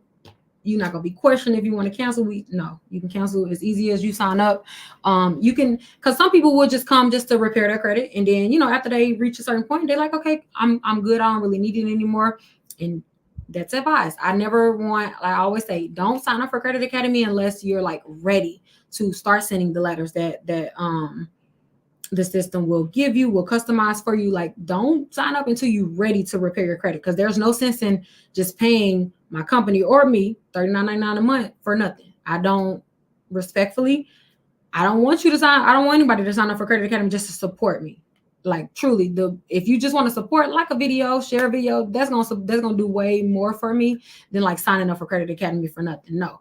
If you're not ready to like actually send letters and actually learn and all of that, don't sign up for Credit Academy, because I care about the numbers. I care about so don't do that. But I also offer a lot of free resources. YouTube has full-blown webinars. If you don't want to commit to Credit Academy, by the way, you can I will list the webinars one by one for sale on the website. I will say, so you can either do $39.99 for Credit Academy a month and you can get all the webinars, or you can purchase the webinars by itself, like one off for $29.99. So I mean, it's a horrible deal to me, but like, I get it if you just don't want a membership. I get it, because sometimes I don't be wanting a membership and I just kind of want a one-off thing. But you can definitely purchase them one-off. So if you want my home buyers masterclass, $29.99, or you can do Credit Academy challenge. You can get way more. You get way more. It's just worth it to me, because again, it ain't no contract, so you can cancel at any time. But child, you can give me the $29 if you want to just pay for one webinar. Yep, I do a Q&A after every webinar. And also, obviously, it's not like I'm not on like multiple lives when I'm on a webinar. It's just for Credit Academy. I recently moved and all my mail goes to a PO box other than my driver's license. What else can I send with my letters for proof of identity? Proof of identity, you need a state issued ID, and then something with your name and address. So a mail, a billing statement, a utility bill from the last 30 days can also work. A voter's registration card. Yeah.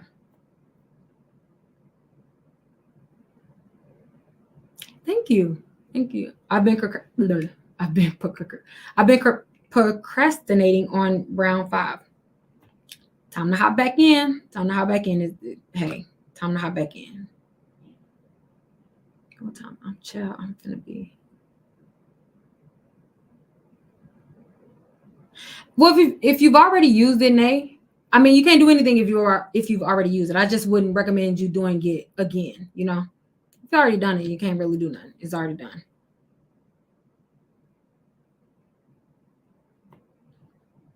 The repo webinar is Wednesday, and we'll go into full detail. I'll go like, y'all, I cannot. Well, I don't want to tell y'all too much, but this is the most detailed repossession webinar I've ever done, because I actually, like I said, I researched individual state law. So normally I typically approach repos from an overall broad perspective, like do this, do that. No, this upcoming repo webinar, which is Wednesday, it's state by state. So you're gonna know what's required in your state for a company to repossess, what ways you can challenge your repossession based on the state, and all of that. So it's so detailed. It's super detailed. Yeah, so if you want to purchase just the one-off, it'll be available the day after it goes live, so Thursday. Yeah, if you purchase the one-off, and then also you do have lifetime. Oh, by the way, you do have lifetime access to the recording, and all of my webinars come with a packet. So depending on what we're challenging, you'll get the packet. So the repossession live also comes with a specialized repossession kit, not Google, like not just letters that I download from Google. No. I personally write all of my dispute letters, and I personally. And everything comes with a packet. And also you get the presentation as well. Lifetime access, presentation, and also, like I said, the dispute packet or whatever packet that coincides with the topic that we're referring to. You also, if you join Credit Academy, you get access to the previous webinars that we've done. So we've done homeowners. We've done a few. So you get them all. Yep. Videos on demand. So if you're not available live, that's fine. You'll still get the full recording. You'll get the playback. You keep it. Even when you leave Credit Academy, you still have access to the playback. I actually recommend that everyone watches like the webinars more than once, because you don't get everything when you watch it, especially like live. I feel like you don't get everything.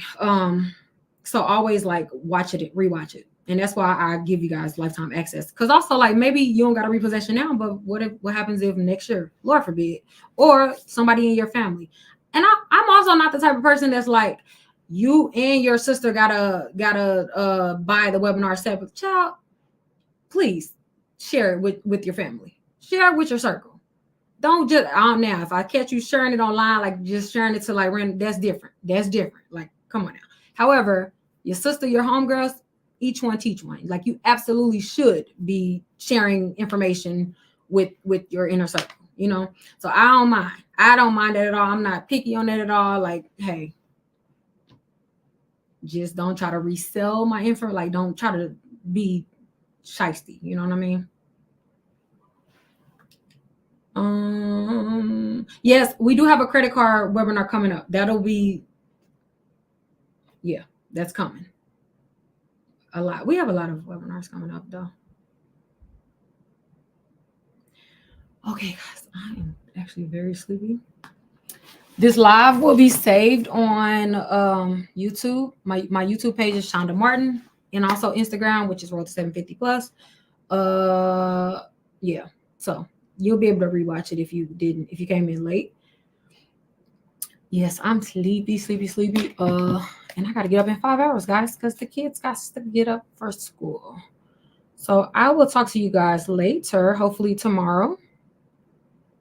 And I hope you guys have an amazing, blessed night. And yeah, I'm gonna end this. So I'm gonna talk to y'all later. Bye. Good night.